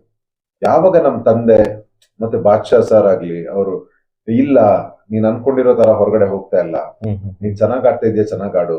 ಮತ್ತೆ ನಮ್ಮ ತಂದೆದು ಆಡಿಯೋ ಬರುತ್ತೆ, ನಿನ್ ಹಠ ನನಗ್ ಗೊತ್ತು, ಆಟ ಆಡು. ಆಮೇಲೆ ನಮ್ಮನ್ನ ಅಷ್ಟು ಹೇಳಾದ್ಮೇಲೆ ನಮ್ಮ ಸೀಕ್ರೆಟ್ ರೂಮ್ ಸ್ವಲ್ಪ ಸಖತ್ ಕಾಮಿಡಿ ಬರ್ತಾ ಇತ್ತು. ಹೌದು, ಅಲ್ಲಿ ಗೊತ್ತು ನಿಮಗೆ, ನನಗೆ ಏನೇ ಇರ್ಲಿ ವೈಯಕ್ತಿಕ ಜಸ್ಟಿಸ್ ಫೇರ್ ಆಗಿ ಆಟ ಆಡ್ಬೇಕು, ಅದು ನನಗೆ ಇಷ್ಟ ಇಲ್ಲ. ಇಲ್ಲಿ ಅವರು ರಕ್ಷಿತ್ ಅವರು ಅವ್ರಿಗೆ ಆಗದೆ ಇರೋರ್ನ ಹೊರಗಡೆ ಕಳಿಸಿ ಗಿಲ್ಲಿನ ಸೇಫ್ ಮಾಡಕ್ಕೆ, ಮಾಲೋನ್ನ ಸೇಫ್ ಮಾಡೋದಕ್ಕೆ, ಟೀಮ್ನ ಮೇಲೆ ಕೆಳಗಡೆ ಸ್ಟ್ರಾಂಗ್ ವೀಕ್ ನಾನು ಒಪ್ಕೊಳ್ತಾ ಇರ್ಲಿಲ್ಲ, ಅವ್ರು ಒಪ್ಕೊಳ್ತಾ ಇರ್ಲಿಲ್ಲ. ಈ ಜುಗಲ್ ಬಂದ್ವಿ ತುಂಬಾ ಕೋಪ ಬರ್ತಾ ಇತ್ತು ಅವ್ರು ಆಡ್ತಾ ಇದ್ದಿದ್ದು ಇದು. ಬಟ್ ಹೊರಗಡೆ ಇದು ಈ ರೀತಿ ಎಂಟರ್ಟೈನ್ಮೆಂಟ್ ಆಗಿ ಸಖತ್ ಎಂಟರ್ಟೈನ್ಮೆಂಟ್ ಆಗಿದೆ ಅದು. ಹೌದು, ಗೊತ್ತಿರಲಿಲ್ಲ, ಅದೇ ಖುಷಿ ಸರ್ ನಮಗೆ. ಅಲ್ಲಿ ನಿಮ್ ನೋಡಿ ಎದುರ್ಕೋತಾ ಇದ್ರ ರಕ್ಷಿತಾ? ಆಕ್ಚುಲಿ ಅವ್ರು ಎದುರ್ಕೋತಾ ಇದ್ರ, ನೀವ್ ಎದುರ್ಕೋತಾ ಇದ್ರ? ಅವ್ರಿಗೆ ತಡ್ಕೊಳಕ್ ಆಗ್ತಾ ಇರ್ಲಿಲ್ಲ, ಬಟ್ ನನಗೆ ಆಗ್ತಾ ಇತ್ತು. ಇವ್ರು ಅಲ್ಲಿ ಏನಾದ್ರು ಬೇರೆದೇನಾದ್ರು ಮಾಡಿದ್ರೆ, ಈಗ ಬಾತ್ರೂಮ್ ಒಂದೇ ಯೂಸ್ ಮಾಡ್ತಾ ಇದ್ವಿ, ಅಲ್ಲಿ ನನ್ನ ಹಲ್ಲುಜ್ಜೋ ಪ್ರಶ್ನೆ ಏನಾದ್ರು ಟಾಯ್ಲೆಟ್ ಇಟ್ರೆ ಲಾಸ್ಟ್ಗೆ ಅದನ್ನು ಔಷಧಕ್ಕೆ ಶುರು ಮಾಡಿದೆ. ಸಾಬೂನ್ ಏನಾದ್ರು ಇಲ್ಲಿ ಮಾಡಿ ಏನ್ ಮಾಡ್ತಾರೆ ಅಂತ ನಾವ್ ಹೇಳಕ್ ಸಾಧ್ಯ ಇಲ್ಲ. ಬೆಡ್ಶೀಟ್ ಎಲ್ಲ ಎಳ್ದಿದ್ ನೋಡಿದಿರಲ್ಲ. ಆಮೇಲೆ ಮಲ್ಗಿರ್ಬೇಕಾದ್ರೆ ವಾಸ್ ಗೀಸ್ ಏನಾದ್ರು ತಲೆಗೆ ಅಂದ್ರೆ ಟೋಟಲಿ ನೀವೇ ಹೋಗ್ಬಿಟ್ಟಿದ್ದೀರಾ ಅಂದ್ರೆ ಅವ್ರಿಗೆ ಸ್ವಲ್ಪ ಡೌಟ್ ಅಲ್ಲೇ ಇದ್ದೆ. ಆಮೇಲೆ ಆ ಸೀಕ್ರೆಟ್ ರೂಮ್ ಹೊರಗಡೆ ಒಬ್ಬರನ್ನ ಕೂರ್ಸಿದ್ರು ಅಂತ ಅಂದ್ರೆ ಅದು ನಮಗ್ ಕಾಣಲ್ಲ. ಅದು ಆ ಮಿರರ್ಸ್ ಏನಿರುತ್ತೆ, ನಮಗ್ ಮಿರರ್ ಅದು, ಬಟ್ ಅದ್ರ ಹಿಂದ್ಗಡೆ ಅಲ್ಲೊಬ್ರಿಗೆ ಕೆಮ್ಮು ಬರ್ತಾ ಇತ್ತು. ಕೆಮ್ಮು ಅಂದ್ರೆ ಯಾರೋ ಇದಾರೆ, ನನಗೆ ಆ ಕೆಮ್ಮೆ ಧೈರ್ಯ. ಅವ್ರು ಕೆಮ್ತಾ ಇದ್ದಷ್ಟು ಯಾರೋ ನೋಡ್ಕೊಂಡು ನಾನು ನೆಮ್ಮದಿಯಾಗಿ ಮಲಗ್ಬೋದು. ಈ ಅಣ್ಣ ಕೆಮ್ಕೊಂಡು ಅಲ್ಲಿ ಇದಾರೆ, ನೋಡ್ತಾ ಇದಾರೆ, ಏನಾದ್ರು ಇವ್ರು ಎದ್ರೆ ಆ ಅಣ್ಣ ಬರ್ತಾನೆ ಅಂತ ಒಂದು ನಮ್ ಕೆಮ್ಮು ಮಲಗ್ತಾರೆ. ಟೋಟಲ್ ಈಗ ಫೈನಲ್ ಹೇಳ್ಬೇಕಂದ್ರೆ ರಕ್ಷಿತಾ ನಿಮ್ಗೆ ಎದ್ರಿಲ್ಲ, ನೀವು ರಕ್ಷಿತಾ ಗೆದ್ರಿದ್ರ. ಸೀರಿಯಸ್ಲಿ ಯಾರು ಬಂದು ನಿಮ್ ತಲೆ ಮೇಲೆ ತಾಕಲ್ಲ. ಮತ್ತೆ ಈಗ ಇದು ಹೊರಗಡೆ ಈಗ ನೀವ್ ಹೇಳಿದ್ರಿ ಯಾವಾಗ್ಲೇ, ಎಲ್ಲೋ ಒಂದ್ ಕಡೆ ಕಾಂಟ್ರವರ್ಸಿ ಎಲ್ಲಿ ನೆಗೆಟಿವ್ ಆಗಿ ಆಗುತ್ತೋ, ಒಂದಿಷ್ಟು ಜನ ಕಾಲಿಡಿಯಕ್ಕೆ ಅಂತಾನೆ ಇರ್ತಾರೆ, ಮತ್ತೆ ಒಂದಿಷ್ಟು ಟ್ರೋಲರ್ಸ್ ಗಳಿಗೇನು ಯಾವುದೇ ಕಡಿವಾಣ ಇರೋದಿಲ್ಲ. ಈಗ ನಾವು ಬಂದು ಅಟ್ಲೀಸ್ಟ್ ಒಂದು ಈ ರೀತಿ ಏನ್ ಕೇಳ್ಬೇಕು ಅದು ಕೇಳ್ತೀವಿ, ಬಟ್ ಟ್ರೋಲರ್ಸ್ಗೂ ಎಲ್ಲೋ ಕುತ್ಕೊಂಡು ಕಮೆಂಟ್ ಮಾಡೋದು, ಎಲ್ಲೋ ಕುತ್ಕೊಂಡು ಟ್ರೋಲ್ ಮಾಡೋದು. ಬಟ್ ಕೆಲವೊಂದಿಷ್ಟು ನೆಗೆಟಿವ್ ಆಗಿ ಟ್ರೋಲ್ ಆಯ್ತು. ಏನಂತಂದ್ರೆ ಕಿಚ್ಚನ ಚಪ್ಪಾಳೆ ವಿಷಯದಲ್ಲೂ ನೆಗೆಟಿವ್ ಟ್ರೋಲ್ ಆಯ್ತು. ಸೊ ಆ ವಿಷಯ ಗೊತ್ತಾಯ್ತಾ ನಿಮ್ಗೆ ನೋಡಿದ್ರ ಬಂದ್ಮೇಲೆ? ಮಾನ ಮರ್ಯಾದೆ ಇಲ್ದಿರೋರು ಏನ್ ಹೇಳೋಣ. ಈಗ ಅವ್ರ ಮಕ್ಳು ಬರ್ಲಿ ಸಾಧನೆಗೆ, ಅವರೇ ಬರ್ಲಿ, ಆಗ ಗೊತ್ತಾಗುತ್ತೆ ಈ ವೇದಿಕೆ ಎಂತದ್ದು ಅಂತ. ಆ ವ್ಯಕ್ತಿ ಯಾರು, ಕಿಚ್ಚ ಸರ್ ಯಾರು ಸರ್, ಅವರ ಕೊಡುಗೆ, ಅವರೊಬ್ರು ಸಾಧಕರಾಗಿ ನಮ್ಮ ಕನ್ನಡ ಇಂಡಸ್ಟ್ರಿ ಕಾಲಿಟ್ಟ ದಿನದಿಂದ ಈ ಕಮೆಂಟ್ಸ್ ಮಾಡೋರು, ಟ್ರೋಲ್ ಮಾಡೋರು ಹುಟ್ಟೇ ಇಲ್ಲ. ಯಾರು ಕಮೆಂಟ್ ಟ್ರೋಲ್ ಮಾಡ್ತಾ ಇದಾರೆ ಅವ್ರು ಹುಟ್ಟೇ ಇಲ್ಲ. ಇವರ ಸಾಧನೆ ಏನ್ ಗೊತ್ತು, ಇವ್ರು ಯಾವ ಕ್ಷೇತ್ರದಲ್ಲಿ ಅವ್ರ ಕೊಡುಗೆ ಅಂತ ಅವ್ರು ಎಷ್ಟು ಮುಂದೆ ಇದ್ದಾರೆ, ಯಾವ್ಯಾವ ಇಂಡಸ್ಟ್ರಿಲಿ ಹೆಸರು ಮಾಡಿ ಬಂದಿರೋರು. ನಮ್ಮ ಕನ್ನಡ ಮಾತ್ರ ಅಲ್ಲ, ಕಿಚ್ಚ ಸುದೀಪ್ ಅವರು ಬಹುಶಃ ಇಂಡಿಯಾದಲ್ಲಿ ಎಷ್ಟು ಇಂಡಸ್ಟ್ರಿಗಳಿದೆ ಅಲ್ಲಿ ಎಲ್ಲ ಬಾದ್ಶಾ ಹೆಸರು ಮಾಡಿ ಇಂಡಿಯಾ, ಟೋಟಲ್ ಪ್ಯಾನ್ ಇಂಡಿಯಾ. ಅವರಿಂದ ಏನಾದ್ರೂ ಬರುತ್ತೆ ಅಂತ ಅಂದ್ರೆ, ನಾನು ಅದನ್ನೇ ಹೇಳಿದ್ದು, ಒಂದು ಸ್ಮೈಲ್ ಬರಲ್ಲ. ಹೌದು, ಬೇಕು ಅಂತಂದ್ರೆ ಅವರಿಂದ ಪದಗಳು ಬಹಳ ದೂರದ ವಿಷಯ, ಒಂದು ಸ್ಮೈಲ್ ಸಿಗಲ್ಲ ಸರ್. ಅಂತ ತೂಕ ಇರೋ ವ್ಯಕ್ತಿತ್ವ. ಅವರಿಂದ ಒಂದು ಸೀಸನ್ಗೆ ಚಪ್ಪಾಳೆ 2 ಸರ್ತಿ ಮ್ಯೂಸಿಕ್ ಹಾಕಿ ಬರ್ತೀನಿ ಅಂತಂದ್ರೆ ನಾನೇನೋ ಆ ವೇದಿಕೆ ಕೊಟ್ಟಿರ್ಬೇಕಲ್ಲ ಸರ್. ನನ್ನಲ್ಲಿ ಏನೋ ನೋಡಿರ್ಬೇಕಲ್ಲ, ಅದೇ ನನಗೆ ಸಮಾಧಾನ. ನನಗೆ ಬೇರೆ ಯಾವುದು ಬೋಧರಾಗಲ್ಲ. ಏನೋ ಗೊತ್ತಾ, ಯಾರಿಂದ ಪಡ್ಕೋಬೇಕು ಅವರಿಂದ ಪಡ್ಕೊಂಡಾದ್ಮೇಲೆ ಇನ್ನು ಇವರೆಲ್ಲ ಯಾರು. ಆಮೇಲೆ ನಮ್ಮ ಆಟಿಟ್ಯೂಡ್ ಅನ್ನು ರಿಸೀವಿಂಗು ಆಗಿದೆ. ಬಟ್ ಆಕ್ಚುಲಿ ಅಲ್ಲಿದ್ದ ನಿಮಗೆ ಗೊತ್ತಿರೋದಿಲ್ಲ ಈ ವಿಷಯ. ಕಾಂಟ್ರವರ್ಸಿ ಬಟ್ ಹೊರಗಡೆ ಬಂದ್ಮೇಲೆ ಕಾಂಟ್ರವರ್ಸಿ ಹೇಳ್ತೀನಿ. ಇದೀಗ PR ಮಾಫಿಯಾಗಳು ಶುರು ಆಗಿದೆ. ಈಗ ನಾನ್ಸೆನ್ಸ್ ಗಳು ಇಲ್ಲಿ ಬಂದಿರೋದು ಏನಂತಂದ್ರೆ, ಆ ಈಗ ಈ TRPಗೋ ಅಥವಾ ಈ ಸೋಷಿಯಲ್ ಮೀಡಿಯಾದಿಂದ ಬರೋ ದುಡ್ಡಿಗೆ ಇದಕ್ಕೆಲ್ಲ ಏನಾಗಿದೆ ಅಂತಂದ್ರೆ, ಇವ್ರು ಯಾರನ್ನೂ ಬಿಡಲ್ಲ. ನಿಮ್ಮ ಮೋದಿ ಅವ್ರನ್ನ ಬಿಡಲ್ಲ, ನಿಮ್ಮ ಯಾವುದೇ ಪೊಲಿಟಿಕಲ್ ದೊಡ್ಡ ಲೀಡರ್ಸ್ನ ಬಿಡಲ್ಲ, ಸೆಲೆಬ್ರಿಟೀಸ್ ಬಿಡಲ್ಲ, ಯಾವುದೇ ಸಾಧಕರನ್ನ ಬಿಡಲ್ಲ, ಯಾವುದೇ ಒಂದು ಒಳ್ಳೆ ಫ್ಯಾಮಿಲೀಸ್ ಗಳನ್ನ ಬಿಡಲ್ಲ ನನ್ನ TRPಗೋಸ್ಕರ. ಮತ್ತೆ ಸುದೀಪ್ ಸರ್ನೇ ಬಿಡಲ್ಲ, ದರ್ಶನ್ ಸರ್ನೇ ಬಿಡಲ್ಲ, ಇನ್ನು ನನ್ನ ಬಿಡ್ತಾರ. ಸೊ ನಮಗೆ ಈ ಕ್ಷೇತ್ರಕ್ಕೆ ಬಂದಾಗ ಸರ್, ನಾವೆಲ್ಲ ಈ ತಾವರೆ ಅರಳದೆ ಗೊಚ್ಚೇಲಿ, ನಾವೆಲ್ಲ ಶೈನ್ ಆಗೋದೇ ಇಂಥವ್ರಿಂದ. ಈಗ ಆಕ್ಚುಲಿ ಅವ್ರು ಕಿಚ್ಚನ ಚಪ್ಪಾಳೆ ಕೊಟ್ಟು ಎಲ್ರು ಸುಮ್ಮನೆ ಇದ್ದಿದ್ರೆ ಅದಕ್ಕಂತ ತೂಕ ಬರ್ತಾ ಇರ್ಲಿಲ್ಲ, ಅದಕ್ಕಷ್ಟು ತೂಕ ಇದೆ ಅಂತ ಗೊತ್ತಾಗ್ಲಿಲ್ಲ. ನನಗೂ ಗೊತ್ತಾಗಿದ್ದಾಗ್ಲೇ ಆ ಚಪ್ಪಾಳೆಗೆ ತೂಕ ಏನಿದೆ ಅಂತ ಅಂದಾಗ, ಹೊರಗಡೆ ಬೆಂಕಿ ಬಿದ್ದಾಗ.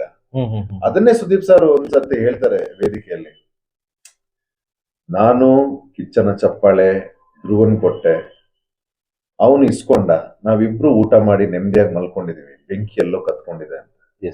ಆಗ್ಲೇ ಗೊತ್ತಾಗಿದ್ದ ಆ ಚಪ್ಪಾಳೆಗೆ ತೂಕ ಎಷ್ಟಿದೆ ಅಂತ. ಸೊ ಅವಾಗ ಅರ್ಥ ಆಯ್ತು ಅವ್ರ ಸ್ಟೇಜ್ ಮೇಲೆ ಹೇಳಿದಾಗ. ಹೌದು, ಅದನ್ನ ತುಂಬಾ ಜಸ್ಟಿಫೈ ಮಾಡ್ತಾರೆ ಅವರು. ಅದು ನನಗೆ ಸಂಬಂಧಪಟ್ಟಿದ್ದು, ಕಿಚ್ಚನ ಚಪ್ಪಾಳೆ ಕಿಚ್ಚಂದು ಮಾತ್ರ ಅಂತ, ಬೇರೆಯವ್ರ ನೆಮ್ಮದಿ ಹಾಳು ಮಾಡ್ಕೊಳ್ಳೋ ಅವಶ್ಯಕತೆ ಇಲ್ಲ. ಸೊ ಹಾಗಾಗಿ ಇದೆಲ್ಲ ದೊಡ್ಡ ಪುರಸ್ಕಾರ ಸರ್. ನನಗೆ ಇದು ಲೈಫ್ ಟೈಮ್ ಅಚೀವ್ಮೆಂಟ್. ಅದು ಏನು ನಡೀತು ಅದು ಲೈಫ್ ಟೈಮ್ ಅಚೀವ್ಮೆಂಟ್. ಮತ್ತೆ ಟ್ರೋಲರ್ಸ್ ಏನು ಬೇರೆ, ಅದಾದ್ಮೇಲೆ ಈ ಟ್ರೋಲರ್ ಯಾರು ಕಮೆಂಟ್ಸ್ ಗಳು ಮಾಡ್ತಾರೆ ಅವ್ರದ್ದು ಒರಿಜಿನಲ್ ಅಕೌಂಟ್ ಅಲ್ಲ, ಯಾವ್ದೋ ಕಾಲೇಜ್ ಹುಡುಗರನ್ನ ಯಾರ್ಯಾರ್ದೋ ಫೋಟೋಸ್ ಹಾಕೊಂಡು ಈ PR ಗಳು, ಅದು ಒಂದೆರಡಲ್ಲ, ಯಾರ್ಯಾರು ಎಷ್ಟೆಷ್ಟೋ PR ಗಳನ್ನ ಹೈರ್ ಮಾಡಿದಾರಂತೆ, ಅವ್ರದ್ದೆಲ್ಲ ಫೇಕ್ ಅಕೌಂಟ್ಸ್ ಮಾಡಿಸಿ ನಂತರ ಅವ್ರಿಗೂ ಇನ್ಸಲ್ಟ್. ಎಲ್ಲಾ ಕಂಟೆಸ್ಟ್ ಗಳಿಗೆ ನಾವೆಲ್ಲ ಏನೇನೋ ನೋಡ್ಕೊಂಡು ಬಂದಿದ್ವಿ, ಬೇರೆ ಮಕ್ಕಳದು ಇವ್ರದ್ದು ಎಲ್ಲ ಸೇಮ್ ಅದೇ ರಿಪೀಟ್ ಕಾಪಿ ಪೇಸ್ಟ್, ಅವನ ಅದು ಇದು ಅಂತ. ಅಸಹ್ಯ ಬೆಳವಣಿಗೆ ಅದು. ನಾವೆಲ್ಲ ಕ್ಯಾರೆ ಮಾಡಲ್ಲ ಸರ್.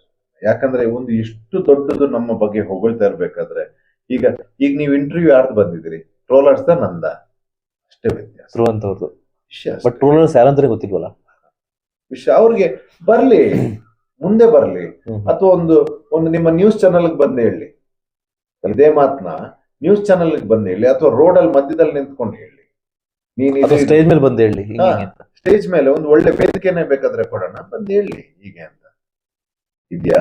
ಫುಲ್ ಕವರೇಜ್ ಆಗ್ಲಿ, ಮೀಡಿಯಾದವ್ರು ಯಾರು ಏನು ಹೇಳಿ. ಆಗ ಸೊ ಈಗ ನೀವು ಧ್ರುವಂತಾಗಿ ಸ್ಟೇಟ್ಮೆಂಟ್ ಕೊಡ್ತೀರಾ, ಬಟ್ ಅವರಾಗಿ ಕೊಡ್ಲಿ ಸ್ಟೇಟ್ಮೆಂಟ್, ಅವರಾಗಿ ಕೊಡ್ಲಿ ಬಂದು ಹೀಗೆ ಅಂತ ಕೊಡಲ್ಲ. ಯಾಕಂದ್ರೆ ಅವ್ರ ಮನೆಯಲ್ಲೂ ಮಕ್ಕಳು ನೋಡ್ತಾರಲ್ಲ.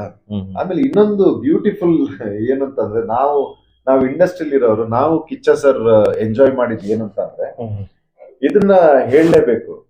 ನಮಗೆ ಕಾಮಿಡಿ ಅನ್ಸೋದು ಏನ್ ಗೊತ್ತಾ ಸರ್, ಇವರು ನಮ್ಮನ್ನ ಕೆಳಗಡೆ ತೋರಿಸೋ ಪರದಲ್ಲಿ ಇವರೊಂದು ವಿಡಿಯೋ ಅಲ್ಲ ಅಥವಾ ಮೆಸೇಜ್ ಅಲ್ಲ, ಏನೋ ಒಂದು ಕಮೆಂಟ್ ಹಾಕ್ತಾರೆ.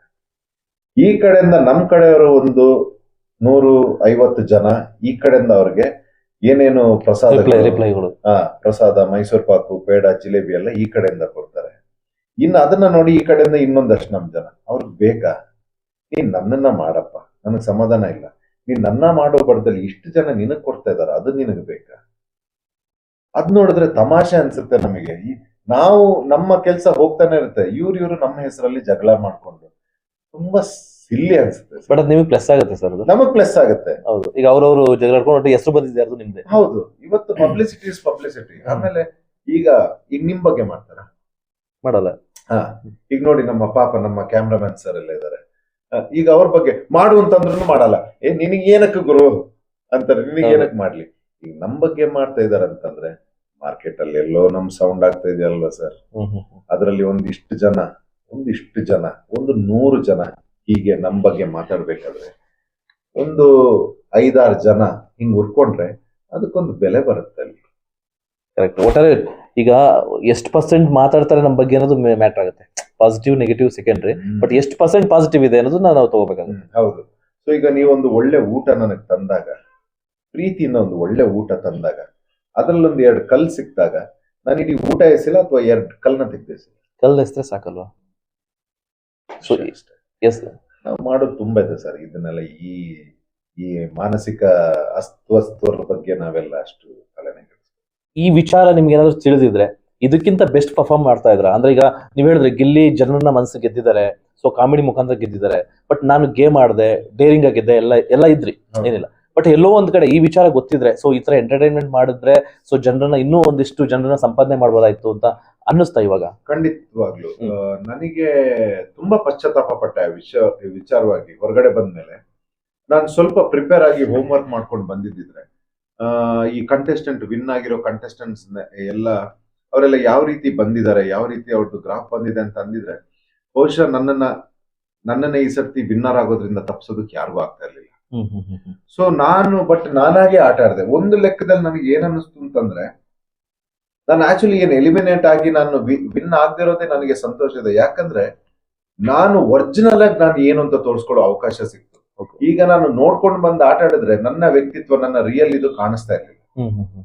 ಸೊ ನಾನೀಗ ಅದು ಏನೋ ಒಂದು ಪ್ರಿಪೇರ್ ಆಗಿ ಬಂದಾಗ ಆಟ ಆಡ್ದಾಗ ಇರ್ತಿತ್ತು. ಬಟ್ ಈ ಸಲ ಏನಾಯ್ತು, ನಾನು ನೋಡ್ದೇ ಇದ್ದಿದ್ದ ಕಾರಣಕ್ಕೆ ನಾನು ರಿಯಲ್ ಆಗಿ ಏನಿದ್ದೀನಿ, ನನ್ನ ನಿಲುವುಗಳು ಏನಿದೆ, ನನ್ನ ನಿರ್ಧಾರಗಳು ಹೇಗ್ ರಿಯಾಕ್ಷನ್ ಮಾಡ್ತೀನಿ, ಹೇಗ್ ತಗೊಳ್ತೀನಿ, ಎಲ್ಲ ಬಹಳ ಆರ್ಗ್ಯಾನಿಕ್ ಆಗಿ ಇದ್ದಿದ್ರಿಂದ ನನಗೆ ಅದ್ರ ಬಗ್ಗೆ ಸಂತೋಷ ಇದೆ. ನಾನು ನೋಡ್ದೇ ಇರೋದೇ ಒಳ್ಳೇದಾಯ್ತು ನಾನು ಪ್ರಿಪೇರ್ ಆಗಿ. ಯಾಕಂದ್ರೆ ಅಲ್ಲಿ ನನ್ನ ವ್ಯಕ್ತಿತ್ವ ಎಲ್ಲಿ ಬರುತ್ತೆ, ಶೋಗೋಸ್ಕರ ಏನಾದ್ರು ಸ್ಟ್ರಾಟಜಿ ಮಾಡ್ದಂಗಿರುತ್ತೆ, ನಾನು ಒರಿಜಿನಲ್ ಆಗಿರಲ್ಲ. ಸೊ ಯಾರನ್ನೋ ಕಾಪಿ ಮಾಡ್ದಂಗಿರುತ್ತೆ. ಸೊ ಆ ಇನ್ಫ್ಲುಯೆನ್ಸ್ ಇರ್ಲಿಲ್ಲ ನನ್ನ ಆಟದಲ್ಲಿ. ಸೊ ಅಂದ್ರೆ ನೀವು ಯಾವ್ದು ಸ್ಟ್ರಾಟಜಿ ಮಾಡಿಲ್ಲ? ಯಾವ್ದು ಮಾಡ್ಲಿಲ್ಲ. ನಾನು ಅದನ್ನೇ ಹೇಳಿದ್ದು, PR ಇಲ್ಲ, ಏನಿಲ್ಲ. ಮನೇಲಿತ್ತು ಬಟ್ಟೆ, ಅದನ್ನ ಪ್ಯಾಕ್ ಮಾಡಿದ್ದು, ಅಲ್ಲಿ ಹೋಗಿ ಅಷ್ಟೇ. ಸೊ ಯಾರೆಲ್ಲ ಸ್ಟ್ರಾಟಜಿ ಮಾಡಿದ್ರು ಅಂತ ಅನ್ಸುತ್ತೆ ಅಲ್ಲಿ? ಬಹುಶಃ ಎಲ್ರು ಮೋಸ್ಟ್ ಆಫ್ ಆಲ್ ನೋಡ್ಕೊಂಡು ಬಂದಿರೋರಲ್ಲಿ ಬಿಗ್ ಬಾಸ್ ನ ಆಲ್ಮೋಸ್ಟ್ ನನಗೆ ಗೊತ್ತಿಲ್ಲ, ನಾನು ಈ ಪ್ರಶ್ನೆ ಅಲ್ಲಿ ಕೇಳಿಲ್ಲ. ಬಟ್ ಹಲವಾರು ವ್ಯಕ್ತಿಗಳು ನಾವು ಅಲ್ಲಿ ಮಾತಾಡ್ತಾ ಇರ್ಬೇಕಾದ್ರೆ ಹೇಳಿದಾರೆ ಅವ್ರು ನೋಡ್ಕೊಂಡು ಬಂದಿದ್ದಾರೆ ಅಂತ. ಸೊ ಒಬ್ಬೊಬ್ರದ್ದು ಅವ್ರದ್ದು ಪ್ರಿಪರೇಷನ್ ಇತ್ತು, ಅವ್ರವ್ರ ಸ್ಟ್ರಾಟಜಿಗಳಿತ್ತು ಅಷ್ಟೇ. ನಾನು ಏನಂತದ್ದು ಬ್ಲೂ ಪ್ರಿಂಟ್ ರೆಡಿ ಮಾಡ್ಕೊಂಡೆ. ಸೊ ಒಂಟಿ ಸಲಗ ತರ ಒಳಗಡೆ ಎಂಟ್ರಿ ಆಗಿ ಕೊನೆಗೂ ಒಂಟಿ ಸಲಗ ತರನೇ ಹೊರಗಡೆ ಬಂದ್ರಿ. ಹೌದು. ಸೊ ನನಗೆ ಅದೇ ನಾನು ಹೇಳ್ದಾಗೆ ನೋಡಿರೋನಲ್ಲ ಆಟ. ಅಲ್ಲಿ ಹೋಗಿ ನಮ್ಮ ಯಾರು ಬಿಗ್ ಬಾಸ್ ನ ಸಾರ್ತಿದ್ದಾರೆ, ಬಾದ್ಶಾ ಕಿಚ್ಚ ಸುದೀಪ್ ಅವ್ರು ಏನ್ ಹೇಳ್ತಾ ಇದ್ರು ಅದನ್ನೇ ಕೇಳ್ಕೊಂಡು ನನ್ನ ಆಟ. ಸೊ ನನಗೆ ಒಳಗಡೆ ಹೋಗಿ ಸ್ವಲ್ಪ ದಿವಸ ನಾನು ಅರ್ಥ ಮಾಡ್ಕೊಳ್ಳೋದು ಬೇಕಾಗಿತ್ತು. ಆಟ ಹೇಗೆ ಹೋಗುತ್ತೆ, ಅಲ್ಲಿ ಪ್ಯಾಟರ್ನ್ ಹೇಗಿರುತ್ತೆ, ನನ್ನ ಕಂಟೆಸ್ಟೆಂಟ್ಸ್ ಯಾರು ಅಂತ. ಸೊ ಆಗ ಸ್ವಲ್ಪ ಎಲ್ಲ ಲೋ ಇತ್ತು. ನಂತರ ಯಾವಾಗ ನಾನು ಸ್ವಲ್ಪ ನನಗೆ ಗೊತ್ತಾಗ್ತಾ ಹೋಯ್ತು, ಅಲ್ಲಿಂದ ನನ್ ಗೇಮ್ ಓಪನ್ ಆಗುತ್ತೆ. ಬಿಗಿನಿಂಗ್ ಇಂದಾನೇ ಬರಲ್ಲ, ಮತ್ತೆ ಗೇಮ್ ಓಪನ್ ಆಗುತ್ತೆ. ಮತ್ತೆ ನಮ್ಮ ಒಂಟಿ ಸಲಗದ ಆಟನ ನಾವು ಆಡ್ಕೊಂಡು. ಸೊ ತುಂಬಾ ತರದ ಚಾಲೆಂಜಸ್ ಗಳು ಬರುತ್ತೆ.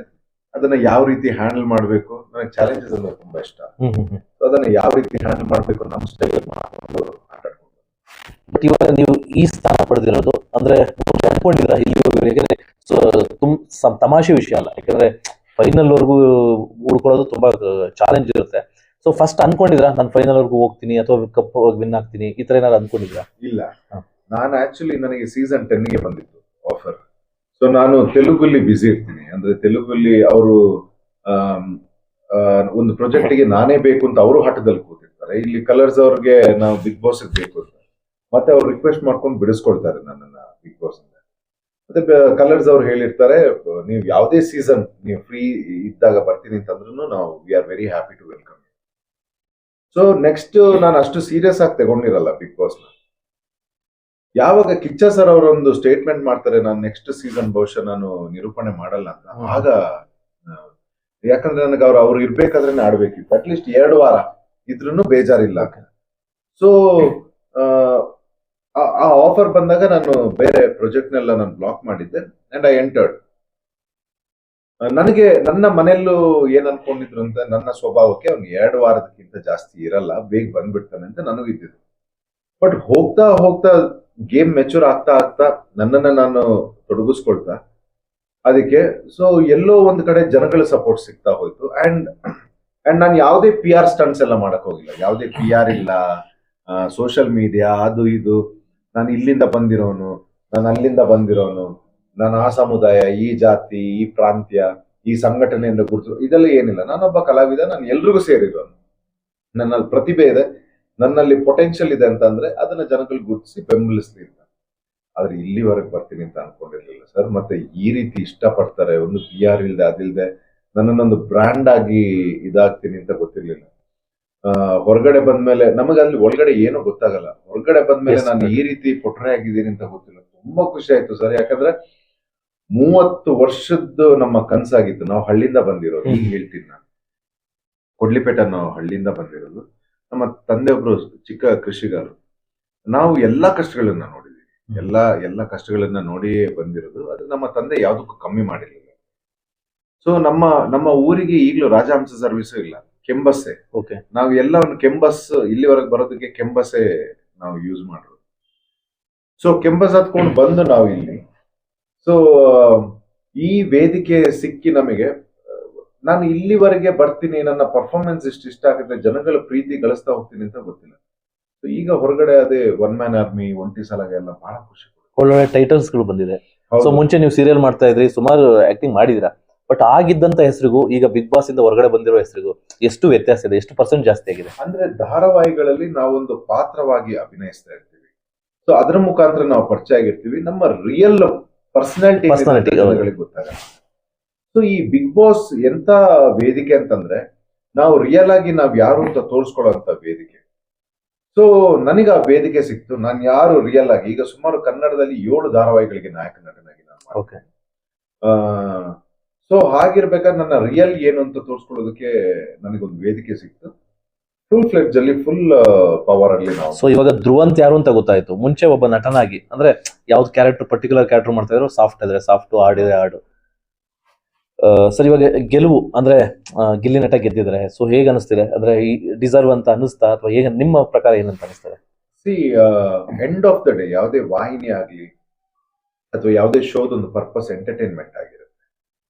ಸೊ ನಮಗಲ್ಲಿ ಒಳಗಡೆ ಗೊತ್ತಾಗಲ್ಲ ಹೇಗ್ ಹೊರಗಡೆ ಏನು ಕಾಣಿಸ್ತಾ ಇದೀವಿ ಅಂತ. ಜನಗಳು ಏನನ್ನ ಇಷ್ಟಪಡ್ತಿದಾರೆ ಅಂತ ನಮ್ಗೆ ಗೊತ್ತಾಗಲ್ಲ. ಸೊ ಎಲ್ಲೋ ಒಂದು ಕಡೆ ಎಂಟರ್ಟೈನ್ಮೆಂಟ್ ಅಂತ ಬಂದಾಗ ಗಿಲ್ಲಿ ಅವರು ಅದಕ್ಕೆ ನ್ಯಾಯ ದೊರಕಿಸ್ಕೊಟ್ಟಿದ್ದಾರೆ. ಜನಗಳು ಎಂಟರ್ಟೈನ್ ಆಗಿದ್ದಾರೆ. ಅದಕ್ಕೆ ಗಿಲ್ಲಿ ಅವ್ರಿಗೆ ಏನ್ ನ್ಯಾಯ ಆಗ್ಬೇಕು ಅದಾಗಿದೆ. ಓಕೆ. ಅದ್ರ ಬಗ್ಗೆ ನಮಗೆ ಬಹಳ ಸಂತೋಷ ಇದೆ ಸರ್. ಸೊ ನಮಗೆ ಖುಷಿ ಇದೆ. ಇನ್ನು ಗೇಮ್ ಶೋ ಅಂತ ಬಂದಾಗ, ಈಗ ನಾವು ಏನ್ ಆಟ ಆಡಿದ್ವಿ ಅದಕ್ಕೇನು ನಮಗೆ ಸಿಗ್ಬೇಕಿತ್ತು, ಅದು ಸಿಕ್ಕಿದೆ ನಮಗೆ. ನಗರ ಸೊ ಕಪ್ ಗೆಲ್ಲೋದು ಬೇರೆ, ಹೌದು. ಗೇಮ್ ಶೋನ ಗೆಲ್ಲೋದು ಬೇರೆ, ಜನಗಳ ಹೃದಯನ ಗೆಲ್ಲೋದು ಬೇರೆ, ಮತ್ತೆ ಬಾದ್ಶಾ, ಕಿಚ್ಚ, ಸುದೀಪ್ ಅವ್ರನ್ನ ಗೆಲ್ಲೋದು ಅದು ಎಲ್ಲದಕ್ಕಿಂತ ಮೇಲೆ. ಯಾಕಂದ್ರೆ ಒಂದು ನಮ್ಮ ಕನ್ನಡದ ಒಂದು is a legend, is a super star ಬಾದ್ಶಾ ಕಿಚ್ಚ ಸುದೀಪ್ ಅವರು. ಅವರಿಂದ ಒಂದು ಸ್ಮೈಲ್ ಸಿಗೋದೇ ಬಹಳ ಕಷ್ಟ.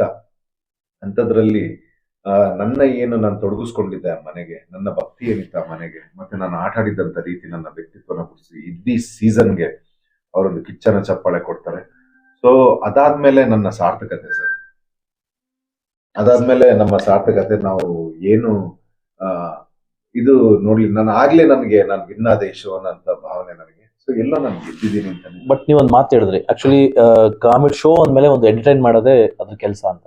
ಬಟ್ ಈ ವಿಚಾರ ನಿಮ್ಗೆ ಏನಾದ್ರು ತಿಳಿದಿದ್ರೆ ಇದಕ್ಕಿಂತ ಬೆಸ್ಟ್ ಪರ್ಫಾರ್ಮ್ ಮಾಡ್ತಾ ಇದ್ರ? ಅಂದ್ರೆ ಈಗ ನೀವ್ ಹೇಳಿದ್ರೆ ಗಿಲ್ಲಿ ಜನರನ್ನ ಮನಸ್ಸು ಗೆದ್ದಿದ್ದಾರೆ, ಸೊ ಕಾಮಿಡಿ ಮುಖಾಂತರ ಗೆದ್ದಿದ್ದಾರೆ. ಬಟ್ ನಾನು ಗೇಮ್ ಆಡ್ದೆ, ಡೇರಿಂಗ್ ಆಗಿದ್ದೆ, ಎಲ್ಲ ಇದ್ರಿ, ಏನಿಲ್ಲ. ಬಟ್ ಎಲ್ಲೋ ಒಂದ್ ಕಡೆ ಈ ವಿಚಾರ ಗೊತ್ತಿದ್ರೆ, ಸೊ ಈ ತರ ಎಂಟರ್ಟೈನ್ಮೆಂಟ್ ಮಾಡಿದ್ರೆ ಸೊ ಜನರನ್ನ ಇನ್ನೂ ಒಂದಿಷ್ಟು ಜನರನ್ನ ಸಂಪಾದನೆ ಮಾಡ್ಬೋದಾಯ್ತು ಅಂತ ಅನ್ನಿಸ್ತಾ ಇವಾಗ? ಖಂಡಿತವಾಗ್ಲು ನನಗೆ ತುಂಬಾ ಪಶ್ಚಾತ್ತಾಪ ಪಟ್ಟ ವಿಚಾರವಾಗಿ. ಹೊರಗಡೆ ಬಂದ್ಮೇಲೆ ನಾನು ಸ್ವಲ್ಪ ಪ್ರಿಪೇರ್ ಆಗಿ ಹೋಮ್ ವರ್ಕ್ ಮಾಡ್ಕೊಂಡು ಬಂದಿದ್ದಿದ್ರೆ, ಈ ಕಂಟೆಸ್ಟೆಂಟ್ ವಿನ್ ಆಗಿರೋ ಕಂಟೆಸ್ಟೆಂಟ್ಸ್ ಅವರೆಲ್ಲ ಯಾವ ರೀತಿ ಬಂದಿದ್ದಾರೆ, ಯಾವ ರೀತಿ ಅವ್ರದ್ದು ಗ್ರಾಫ್ ಬಂದಿದೆ ಅಂತ ಅಂದಿದ್ರೆ, ಬಹುಶಃ ನನ್ನನ್ನ ಈ ಸರ್ತಿ ವಿನ್ನರ್ ಆಗೋದ್ರಿಂದ ತಪ್ಪಿಸೋದಕ್ಕೆ ಯಾರಿಗೂ ಆಗ್ತಾ ಇರ್ಲಿಲ್ಲ. ಸೊ ನಾನಾಗೆ ಆಟ ಆಡಿದೆ. ಒಂದು ಲೆಕ್ಕದಲ್ಲಿ ನನಗೆ ಏನ್ ಅನ್ನಿಸ್ತು ಅಂತಂದ್ರೆ, ನಾನು ಆಕ್ಚುಲಿ ಏನ್ ಎಲಿಮಿನೇಟ್ ಆಗಿ ನಾನು ವಿನ್ ಆಗದಿರೋದೇ ನನಗೆ ಸಂತೋಷ ಇದೆ. ಯಾಕಂದ್ರೆ ನಾನು ಒರಿಜಿನಲ್ ಆಗಿ ನಾನು ಏನು ಅಂತ ತೋರಿಸ್ಕೊಳ್ಳೋ ಅವಕಾಶ ಸಿಕ್ತು. ಈಗ ನಾನು ನೋಡ್ಕೊಂಡು ಬಂದು ಆಟ ಆಡಿದ್ರೆ ನನ್ನ ವ್ಯಕ್ತಿತ್ವ, ನನ್ನ ರಿಯಲ್ ಇದು ಕಾಣಿಸ್ತಾ ಇರ್ಲಿಲ್ಲ. ಸೊ ನಾನೀಗ ಅದು ಏನೋ ಒಂದು ಪ್ರಿಪೇರ್ ಆಗಿ ಬಂದಾಗ ಆಟ ಆಡ್ದಾಗ ಇರ್ತಿತ್ತು.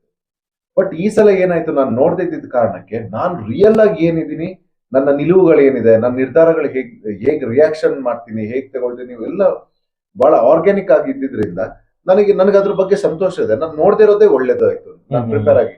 ಯಾಕಂದ್ರೆ ಅಲ್ಲಿ ನನ್ನ ವ್ಯಕ್ತಿತ್ವ ಎಲ್ಲಿ ಬರುತ್ತೆ, ಬೇರೆ ಶೋಗೋಸ್ಕರ ಏನಾದ್ರು ಮಾಡ್ದಂಗಿರುತ್ತೆ, ನಾನು ಒರಿಜಿನಲ್ ಆಗಿರಲ್ಲ. ಸೊ ಯಾರನ್ನೋ ಕಾಪಿ ಮಾಡ್ದಂಗಿರುತ್ತೆ. ಸೊ ಆ ಇನ್ಫ್ಲುಯೆನ್ಸ್ ಇರ್ಲಿಲ್ಲ ನನ್ನ ಆಟದಲ್ಲಿ. ಸೊ ಅಂದ್ರೆ ನೀವು ಯಾವ್ದು ಸ್ಟ್ರಾಟಜಿ ಮಾಡಿಲ್ಲ? ಯಾವ್ದು ಮಾಡ್ಲಿಲ್ಲ. ನಾನು ಅದನ್ನೇ ಹೇಳಿದ್ದು, PR ಇಲ್ಲ, ಏನಿಲ್ಲ. ಮನೇಲಿತ್ತು ಬಟ್ಟೆ, ಅದನ್ನ ಪ್ಯಾಕ್ ಮಾಡಿದ್ದು, ಅಲ್ಲಿ ಹೋಗಿ ಅಷ್ಟೇ. ಸೊ ಯಾರೆಲ್ಲ ಸ್ಟ್ರಾಟಜಿ ಮಾಡಿದ್ರು ಅಂತ ಅನ್ಸುತ್ತೆ ಅಲ್ಲಿ? ಬಹುಶಃ ಎಲ್ರು ಮೋಸ್ಟ್ ಆಫ್ ಆಲ್ ನೋಡ್ಕೊಂಡು ಬಂದಿರೋರಲ್ಲಿ ಬಿಗ್ ಬಾಸ್ ನ ಆಲ್ಮೋಸ್ಟ್ ನನಗೆ ಗೊತ್ತಿಲ್ಲ, ನಾನು ಈ ಪ್ರಶ್ನೆ ಬಗ್ಗೆ ಅಲ್ಲಿ ಕೇಳಿಲ್ಲ. ಬಟ್ ಹಲವಾರು ವ್ಯಕ್ತಿಗಳು ನಾವು ಅಲ್ಲಿ ಮಾತಾಡ್ತಾ ಇರ್ಬೇಕಾದ್ರೆ ಹೇಳಿದಾರೆ ಅವ್ರು ನೋಡ್ಕೊಂಡು ಬಂದಿದ್ದಾರೆ. ಸೊ ಒಬ್ಬೊಬ್ರದ್ದು ಅವ್ರದ್ದು ಪ್ರಿಪರೇಷನ್ ಇತ್ತು, ಅವ್ರವ್ರ ಸ್ಟ್ರಾಟಜಿಗಳಿತ್ತು ಅಷ್ಟೇ. ನಾನು ಏನಂತದ್ದು ಬ್ಲೂ ಪ್ರಿಂಟ್ ರೆಡಿ ಮಾಡ್ಕೊಂಡಿದ್ದೆ. ಸೊ ಗಿಲ್ಲಿ ಹೇಗೆ ಅಂದ್ರೆ ಗಿಲ್ಲಿ ಬರೀ ಕಾಮಿಡಿ ಮಾಡೋದ್ರ ಜೊತೆ ಸ್ಟ್ರಾಟಜಿ ಮಾಡ್ತಾ ಇದ್ರು ಅಂತ ಅನ್ಸುತ್ತಾ? ಅವ್ರದ್ದು ಗೇಮ್ ಅವ್ರು ನೋಡ್ಕೊಂಡು ಬಂದಿದ್ದಾರೆ. ಸರ್, ಒಂಟಿ ಸಲಗದ ತರ ಒಳಗಡೆ ಎಂಟ್ರಿ ಆಗಿ ಕೊನೆಗೂ ಒಂಟಿ ಸಲಗದ ತರನೇ ಹೊರಗಡೆ ಬಂದ್ರಿ. ಹೌದು. ಸೊ ನನಗೆ ಅದೇ ನಾನು ಹೇಳ್ದಾಗೆ ನೋಡಿರೋನಲ್ಲ ಆಟ. ಅಲ್ಲಿ ಹೋಗಿ ನಮ್ಮ ಯಾರು ಬಿಗ್ ಬಾಸ್ ನ ಸಾರ್ತಿದ್ದಾರೆ ಬಾದ್ಶಾ ಕಿಚ್ಚ ಸುದೀಪ್ ಅವ್ರು ಏನ್ ಹೇಳ್ತಾ ಇದ್ರು ಅದನ್ನೇ ಕೇಳ್ಕೊಂಡು ನನ್ನ ಆಟ. ಸೊ ನನಗೆ ಒಳಗಡೆ ಹೋಗಿ ಸ್ವಲ್ಪ ದಿವಸ ನಾನು ಅರ್ಥ ಮಾಡ್ಕೊಳ್ಳೋದು ಬೇಕಾಗಿತ್ತು. ಆಟ ಹೇಗೆ ಹೋಗುತ್ತೆ, ಅಲ್ಲಿ ಪ್ಯಾಟರ್ನ್ ಹೇಗಿರುತ್ತೆ, ನನ್ನ ಕಂಟೆಸ್ಟೆಂಟ್ಸ್ ಯಾರು ಅಂತ. ಸೊ ಆಗ ಸ್ವಲ್ಪ ಎಲ್ಲ ಲೋ ಇತ್ತು. ನಂತರ ಯಾವಾಗ ನಾನು ಸ್ವಲ್ಪ ನನಗೆ ಗೊತ್ತಾಗ್ತಾ ಹೋಯ್ತು, ಅಲ್ಲಿಂದ ನನ್ ಗೇಮ್ ಓಪನ್ ಆಗುತ್ತೆ. ಬಿಗಿನಿಂಗ್ ಇಂದಾನೇ ಬರಲ್ಲ, ಮತ್ತೆ ಗೇಮ್ ಓಪನ್ ಆಗುತ್ತೆ. ಮತ್ತೆ ನಮ್ಮ ಒಂಟಿ ಸಲಗದ ಆಟನ ನಾವು ಆಡ್ಕೊಂಡು, ಸೊ ತುಂಬಾ ತರದ ಚಾಲೆಂಜಸ್ ಗಳು ಬರುತ್ತೆ. ಅದನ್ನ ಯಾವ ರೀತಿ ಹ್ಯಾಂಡಲ್ ಮಾಡ್ಬೇಕು, ನನಗೆ ಚಾಲೆಂಜಸ್ ಅಂದ್ರೆ ತುಂಬಾ ಇಷ್ಟ. ಸೊ ಅದನ್ನ ಯಾವ ರೀತಿ ಹ್ಯಾಂಡಲ್ ಮಾಡ್ಬೇಕು ನಮ್ಮ ಸ್ಟೈಲ್ ಮಾಡ್ಕೊಂಡು ಆಟ ಆಡ್ಕೊಂಡು. ಬಟ್ ಇವಾಗ ನೀವು ಈ ಸ್ಥಾನ ಪಡೆದಿರೋದು ಅಂದ್ರೆ ಅನ್ಕೊಂಡಿದ್ರ ಇಲ್ಲಿ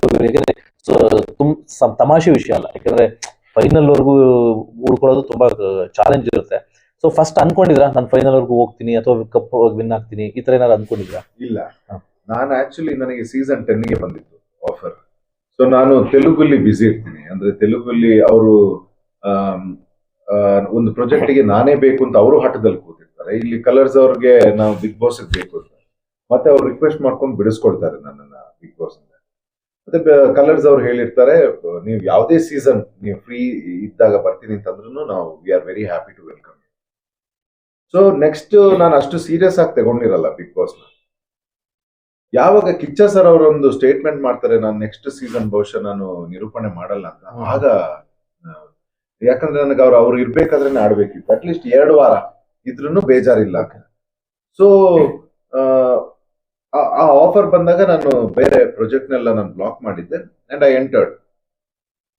ನನಗೆ ನನ್ನ ಮನೆಯಲ್ಲೂ ಏನ್ ಅನ್ಕೊಂಡಿದ್ರು ಅಂತ, ನನ್ನ ಸ್ವಭಾವಕ್ಕೆ ಅವ್ನು 2 ವಾರದಕ್ಕಿಂತ ಜಾಸ್ತಿ ಇರಲ್ಲ, ಬೇಗ ಬಂದ್ಬಿಡ್ತಾನೆ ಅಂತ ನನಗೂ ಇದ್ದಿದ್ದು.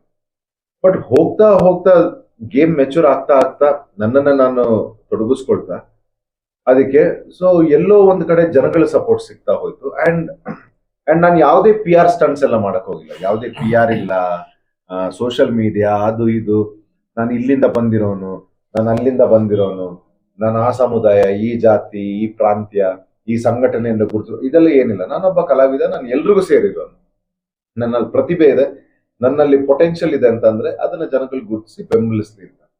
ಆದ್ರೆ ಇಲ್ಲಿವರೆಗೆ ಬರ್ತೀನಿ ಅಂತ ಅನ್ಕೊಂಡಿರ್ಲಿಲ್ಲ ಸರ್. ಮತ್ತೆ ಈ ರೀತಿ ಇಷ್ಟಪಡ್ತಾರೆ, ಒಂದು PR ಇಲ್ದೆ ಅದಿಲ್ದೆ ನನ್ನನ್ನೊಂದು ಬ್ರ್ಯಾಂಡ್ ಆಗಿ ಇದಾಗ್ತೀನಿ ಅಂತ ಗೊತ್ತಿರ್ಲಿಲ್ಲ. ಹೊರಗಡೆ ಬಂದ್ಮೇಲೆ ನಮಗೆ ಅಲ್ಲಿ ಒಳಗಡೆ ಏನೋ ಗೊತ್ತಾಗಲ್ಲ, ಹೊರಗಡೆ ಬಂದ್ಮೇಲೆ ನಾನು ಈ ರೀತಿ ಪೊಟ್ರೆ ಆಗಿದ್ದೀನಿ ಅಂತ ಗೊತ್ತಿಲ್ಲ. ತುಂಬಾ ಖುಷಿ ಆಯ್ತು ಸರ್. ಯಾಕಂದ್ರೆ 30 ವರ್ಷದ್ದು ನಮ್ಮ ಕನ್ಸಾಗಿತ್ತು. ನಾವು ಹಳ್ಳಿಯಿಂದ ಬಂದಿರೋದು, ಈಗ ಹೇಳ್ತೀನಿ ನಾನು, ಕೊಡ್ಲಿಪೇಟೆ ನಾವು ಹಳ್ಳಿಯಿಂದ ಬಂದಿರೋದು. ನಮ್ಮ ತಂದೆ ಒಬ್ರು ಚಿಕ್ಕ ಕೃಷಿಗಾರರು. ನಾವು ಎಲ್ಲಾ ಕಷ್ಟಗಳನ್ನ ನೋಡಿದೀವಿ, ಎಲ್ಲ ಕಷ್ಟಗಳನ್ನ ನೋಡಿ ಬಂದಿರೋದು. ಅದು ನಮ್ಮ ತಂದೆ ಯಾವ್ದಕ್ಕೂ ಕಮ್ಮಿ ಮಾಡಿರ್ಲಿಲ್ಲ. ಸೊ ನಮ್ಮ ಊರಿಗೆ ಈಗಲೂ ರಾಜಹಂಸ ಸರ್ವಿಸ್ ಇಲ್ಲ, ಕೆಂಬಸ್ಸೆ.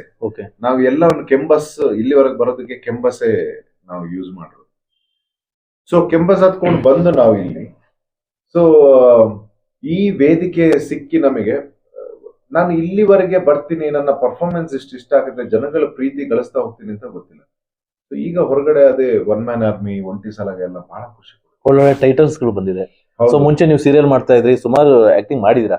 ಬಟ್ ಆಗಿದ್ದಂತ ಹೆಸರಿಗೂ ಈಗ ಬಿಗ್ ಬಾಸ್ ಇಂದ ಹೊರಗಡೆ ಬಂದಿರೋ ಹೆಸರಿಗೂ ಎಷ್ಟು ವ್ಯತ್ಯಾಸ ಇದೆ, ಎಷ್ಟು ಪರ್ಸೆಂಟ್ ಜಾಸ್ತಿ ಆಗಿದೆ? ಅಂದ್ರೆ ಧಾರಾವಾಹಿಗಳಲ್ಲಿ ನಾವೊಂದು ಪಾತ್ರವಾಗಿ ಅಭಿನಯಿಸ್ತಾ ಇರ್ತೀವಿ. ಸೊ ಅದರ ಮುಖಾಂತರ ನಾವು ಪರಿಚಯ ಆಗಿರ್ತೀವಿ, ನಮ್ಮ ರಿಯಲ್ ಪರ್ಸನಾಲಿಟಿ ಗೊತ್ತಾಗಲ್ಲ. ಸೊ ಈ ಬಿಗ್ ಬಾಸ್ ಎಂತ ವೇದಿಕೆ ಅಂತಂದ್ರೆ, ನಾವು ರಿಯಲ್ ಆಗಿ ನಾವ್ ಯಾರು ಅಂತ ತೋರಿಸ್ಕೊಳ್ಳೋಂತ ವೇದಿಕೆ. ಸೊ ನನಗೆ ಆ ವೇದಿಕೆ ಸಿಕ್ತು. ನಾನು ಯಾರು ರಿಯಲ್ ಆಗಿ, ಈಗ ಸುಮಾರು ಕನ್ನಡದಲ್ಲಿ 7 ಧಾರಾವಾಹಿಗಳಿಗೆ ನಾಯಕ ನಟನಾಗಿ ನಾನು.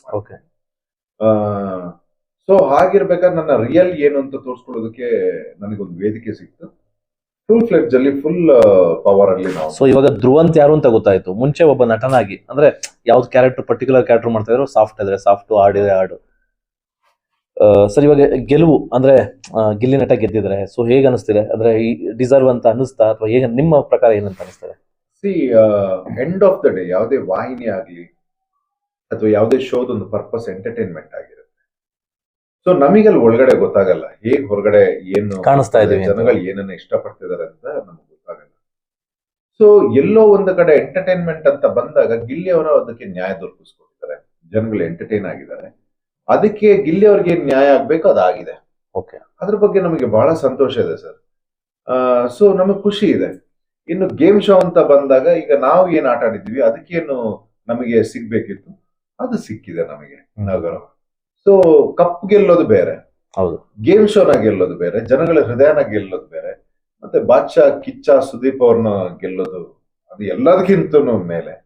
ಯಾಕಂದ್ರೆ ಒಂದು ನಮ್ಮ ಕನ್ನಡದ ಒಂದು is a legend, is a super star ಬಾದ್ಶಾ ಕಿಚ್ಚ ಸುದೀಪ್ ಅವರು. ಅವರಿಂದ ಒಂದು ಸ್ಮೈಲ್ ಸಿಗೋದೇ ಬಹಳ ಕಷ್ಟ.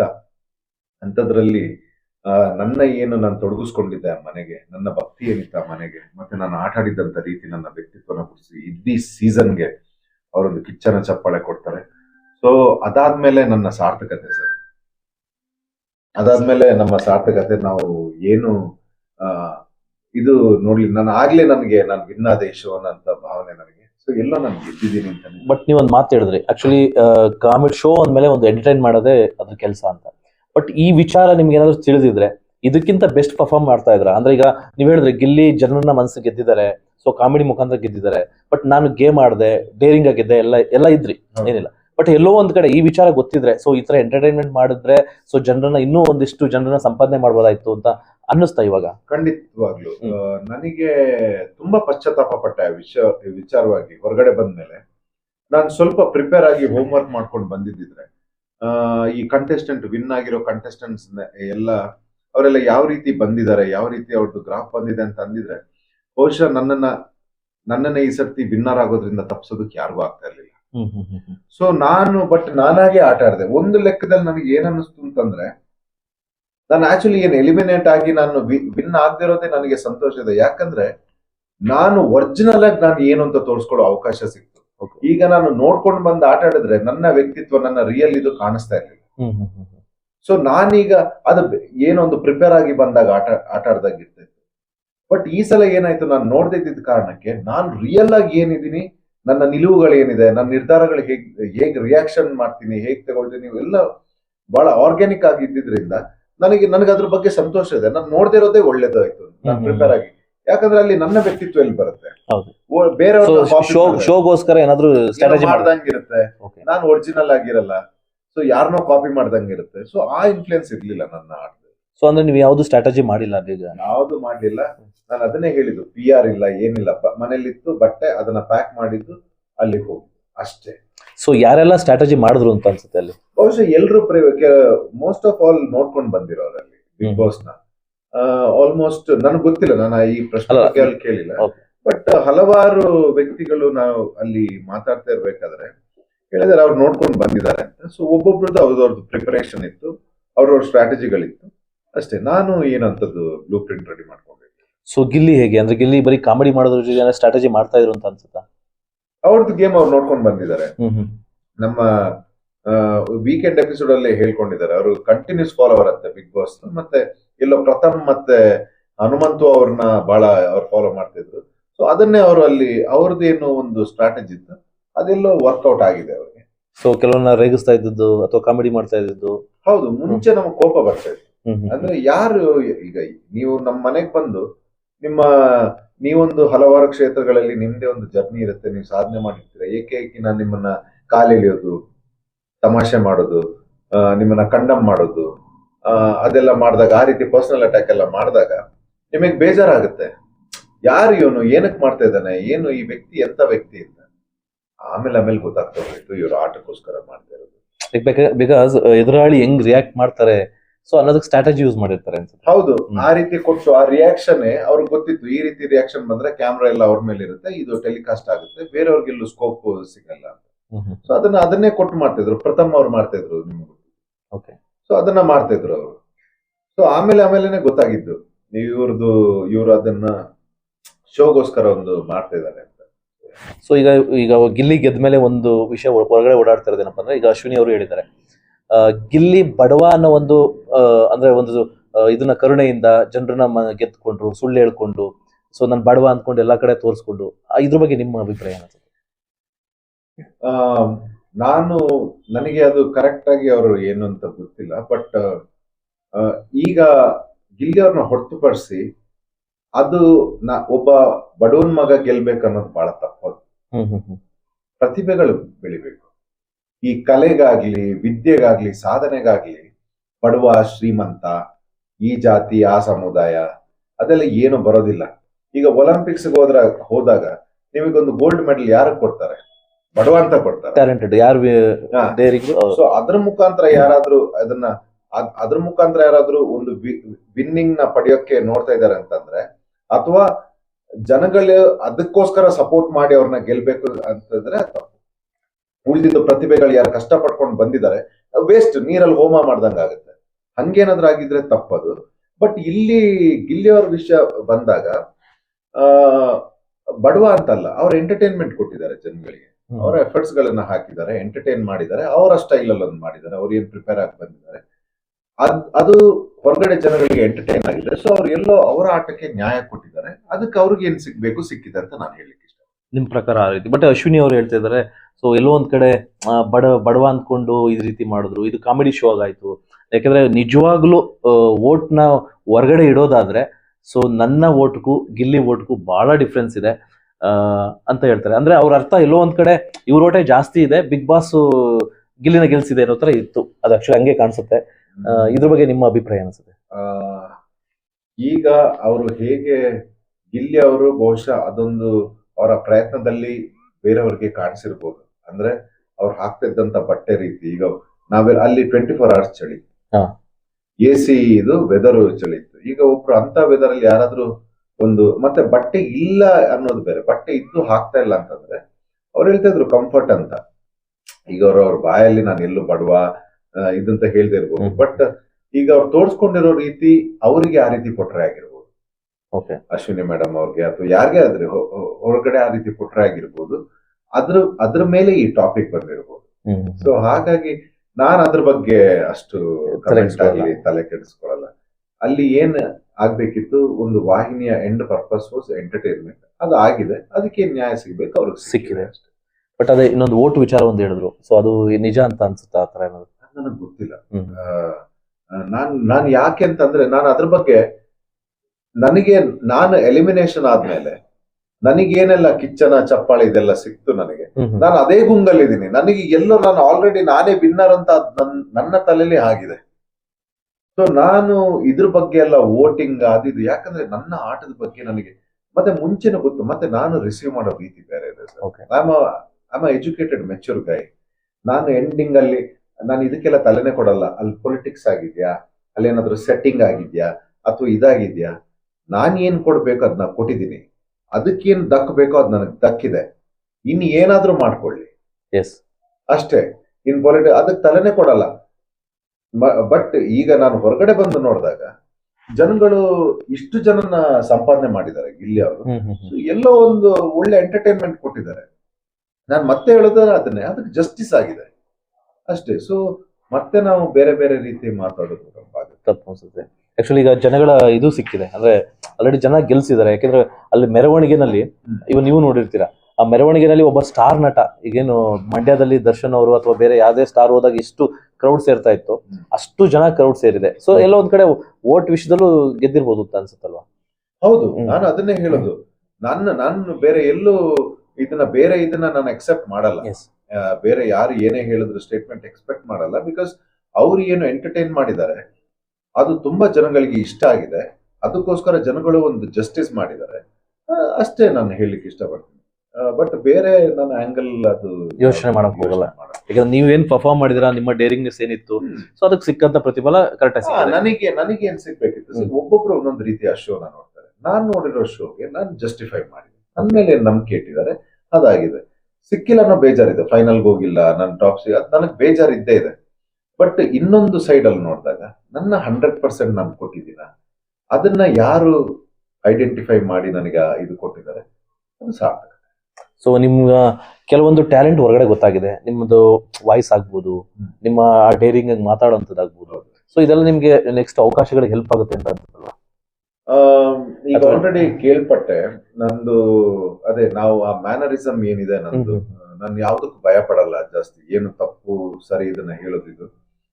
ಕೆಲವು ಆಲ್ರೆಡಿ ಕೆಲವು ನಿರ್ದೇಶಕರು ಮತ್ತೆ ನಿರ್ಮಾಪಕರು ಇಷ್ಟಪಟ್ಟು ಅವರ ಸಿನಿಮಾಸ್ಗಳಿಗೆ ಧ್ರುವ ಅದಕ್ಕೆ ಬೇಕು ಈ ಪಾತ್ರ ಸೂಟ್ ಆಗ್ತಾರೆ ಇವರು. ಹೌದು, ನಾಳೆನು ಯಾವ್ದೋ ಮೀಟಿಂಗ್ಸ್ ಎಲ್ಲ ಆಗಿದೆ, ಅವ್ರಿಗೆ ನನ್ನ ಈ ಮ್ಯಾನರಿಸಮ್ ಇಷ್ಟ ಆಗಿದೆ. ಅಂದ್ರೆ ನನ್ ಯಾವತ್ತು ಆ ಒಂದು ಆಟಿಟ್ಯೂಡ್, ಆ ಒಂದು ಇದಿದೆಯಲ್ಲ ಅದು. I am not okay being okay, ಯಾವ್ದು ತಪ್ಪು ಯಾವ್ದು ಸರಿ ಅದನ್ನ ನಾನು ಆಮೇಲೆ ನಾನು ಯಾರು ಸಪೋರ್ಟ್ ಗಿಪೋರ್ಟ್ ಅವ್ರು ಏನ್ ಅನ್ಕೋತಾರೆ ಇವ್ನ ಅನ್ಕೋತಾರೆ ಅವ್ನ್ ಯಾರು ಇವ್ನ ಯಾರು ನೋಡೋದೇ ಇಲ್ಲ. ಇದು ತಪ್ಪು ಇದು ಸರಿ ಓಪನ್ ಅಪ್ ಫ್ರಂಟ್ ಬಂದು ಹೇಳ್ತೀನಿ. ಭಕ್ತಿಗೆ ಭಕ್ತಿನೂ ಕೊಡ್ತೀನಿ, ತಪ್ಪಾದಾಗ ನಾನು ಜಯಮಹಾಕಾಲನು ಬರ್ತಾರೆ ನಮ್ಮ ಒಳಗಡೆ. ಸೊ ಅದು ಎಲ್ಲೋ ಇಷ್ಟ ಆಗಿದೆ. ಸೊ ಹಾಗಾಗಿ ಅದೇ ನೆನ್ನೆ ಕಾಲ್ ಬಂತು, ಯಾರೋ ಡೈರೆಕ್ಟರ್ ಅವರು ಪಿಕ್ಚರ್ಗೆ ಅಪ್ರೋಚ್ ಮಾಡಿದಾಗ ಆಗ್ಲಿಲ್ಲ ಅಂತೆ. ಓಕೆ. ಅವ್ರಿಗೆ ಪ್ರೊಡ್ಯೂಸರ್ ಧ್ರುವಂತ್ ಅವ್ರನ್ನ ಕಾಸ್ಟಿಂಗ್ ಅಂತ ಅಂದಾಗ ಪ್ರೊಡ್ಯೂಸರ್ ಓಕೆ ಅಂತ. ಸೊ ಖುಷಿ ಆಯ್ತು ಅದನ್ನ ಕೇಳಿ. ದಿಸ್ ಇಸ್ ದ ಈಗ ಚೇಂಜಸ್ ಅಂದ್ರೆ ಆಫ್ಟರ್ ಬಿಗ್ ಬಾಸ್ ಏನೆಲ್ಲ ಆಯ್ತು. ಸರ್ ಈಗ ನೆಕ್ಸ್ಟ್ ಏನಿದೆ ಸರ್ ನಿಮ್ ಕನ್ಸು? ಆಕ್ಚುಲಿ ಬಿಗ್ ಬಾಸ್ ಅಲ್ಲಿ ಇಷ್ಟು ಜನರ ಪ್ರೀತಿ ಸಂಪಾದನೆ ಮಾಡಿದೀರಾ, ನೆಕ್ಸ್ಟ್ ಏನೆಲ್ಲ ಕನ್ಸುಗಳಿದೆ? ಆಕ್ಚುಲಿ ಹೌದು, ನನಗೊಂದು ಮಹಾ ವೇದಿಕೆ ಸಿಕ್ತು. ಇಲ್ಲಿವರೆಗೆ ನಾನೊಂದು ಕಿರುತೆರೆ ಕಲಾ ಸೇವೆ ಮಾಡ್ಕೊಂಡು, ಹೌದು ಕರೆಕ್ಟ್. ಈಗ ಬಿಗ್ ಬಾಸ್ ಅನ್ನೋ ಒಂದು ಮಹಾ ಒಂದು ಶೋನಲ್ಲಿ ನನ್ನನ್ನ ನಾನು ಕೊಡುವಂತ ಒಂದು ಅವಕಾಶ ಸಿಕ್ತು. ಇನ್ನು ಮುಂದೆ ಒಂದು ಒಳ್ಳೊಳ್ಳೆ ಪ್ರಾಜೆಕ್ಟ್, ಅಂದ್ರೆ ನನಗೆ ಈ ಯಂಗ್ಸ್ಟರ್ಸ್ ಯಾರಿದ್ದಾರೆ ಅಥವಾ ಯಾರೇ ಲೈಫ್ ಅಲ್ಲಿ ಸೋತಿರೋರ್ಗೆ ನಿಮ್ಮಲ್ಲೂ ಒಬ್ರು ಹೀರೋ ಇದ್ದಾರೆ ಅನ್ನೋ ರೀತಿ ಮೋಟಿವೇಶನ್ ಆಗುವಂಥದ್ದು, ಮತ್ತೆ ಸಮಾಜಕ್ಕೆ ಒಂದು ಒಳ್ಳೆ ಮೆಸೇಜ್ ಕೊಡುವಂತ ಸಿನಿಮಾಗಳ ಮುಖಾಂತರ, ಅದು ಸಿನಿಮಾ ಎಂಟರ್ಟೈನ್ಮೆಂಟ್ ಮಾತ್ರ ಸೀಮಿತ ಅಲ್ಲ, ಪ್ರತಿಯೊಬ್ಬರಲ್ಲಿ ಇರೋ ಹೀರೋನ ಎಬ್ಸೋ ಅಂತ ಒಂದು ರಿಯಲ್ ನಾನ್ ಮಾಡಬಲ್ಲೆ ಅಂತಂದ್ರೆ ಯಾರು ಬೇಕಾದ್ರೂ ಮಾಡಬಲ್ಲರು. ಸೊ ಆ ರೀತಿಯ ಸಿನಿಮಾವನ್ನ ಕೊಟ್ಟು ಇನ್ನು ಬೆಳ್ಳಿ ಪರ್ದೆಯನ್ನ ನಾನು ಆರಾಧಿಸ್ಬೇಕು ಅನ್ನೋದು ನನ್ನ ಕಿರುತೆರೆಯಿಂದ ಹಿರಿತೆರೆಗೆ ಹೋಗ್ಬೇಕು ಆಸೆ. ಅಲ್ಲಿ ಸೇವೆ, ನನ್ನ ಏನ್ ಕಲಾ ಸೇವೆ ಇದೆ, ಜನಗಳು ಏನ್ ಪ್ರೀತಿ ಕೊಟ್ಟಿದ್ದಾರೆ, ಏನೊಂದಿಷ್ಟು ಸಂಪಾದನೆ ಮಾಡಿದೀನಿ ಜನಗಳನ್ನ, ಅವರ ಸೇವೆ ಅವರ ಎಂಟರ್ಟೈನ್ಮೆಂಟ್ ಮಾಡ್ಬೇಕು ಅಂತ. ಯಾವ ತರ ರೋಲ್ ಇಷ್ಟಪಡ್ತಾರೆ ಸರ್, ನೆಗೆಟಿವ್ ಆರ್ ಪಾಸಿಟಿವ್?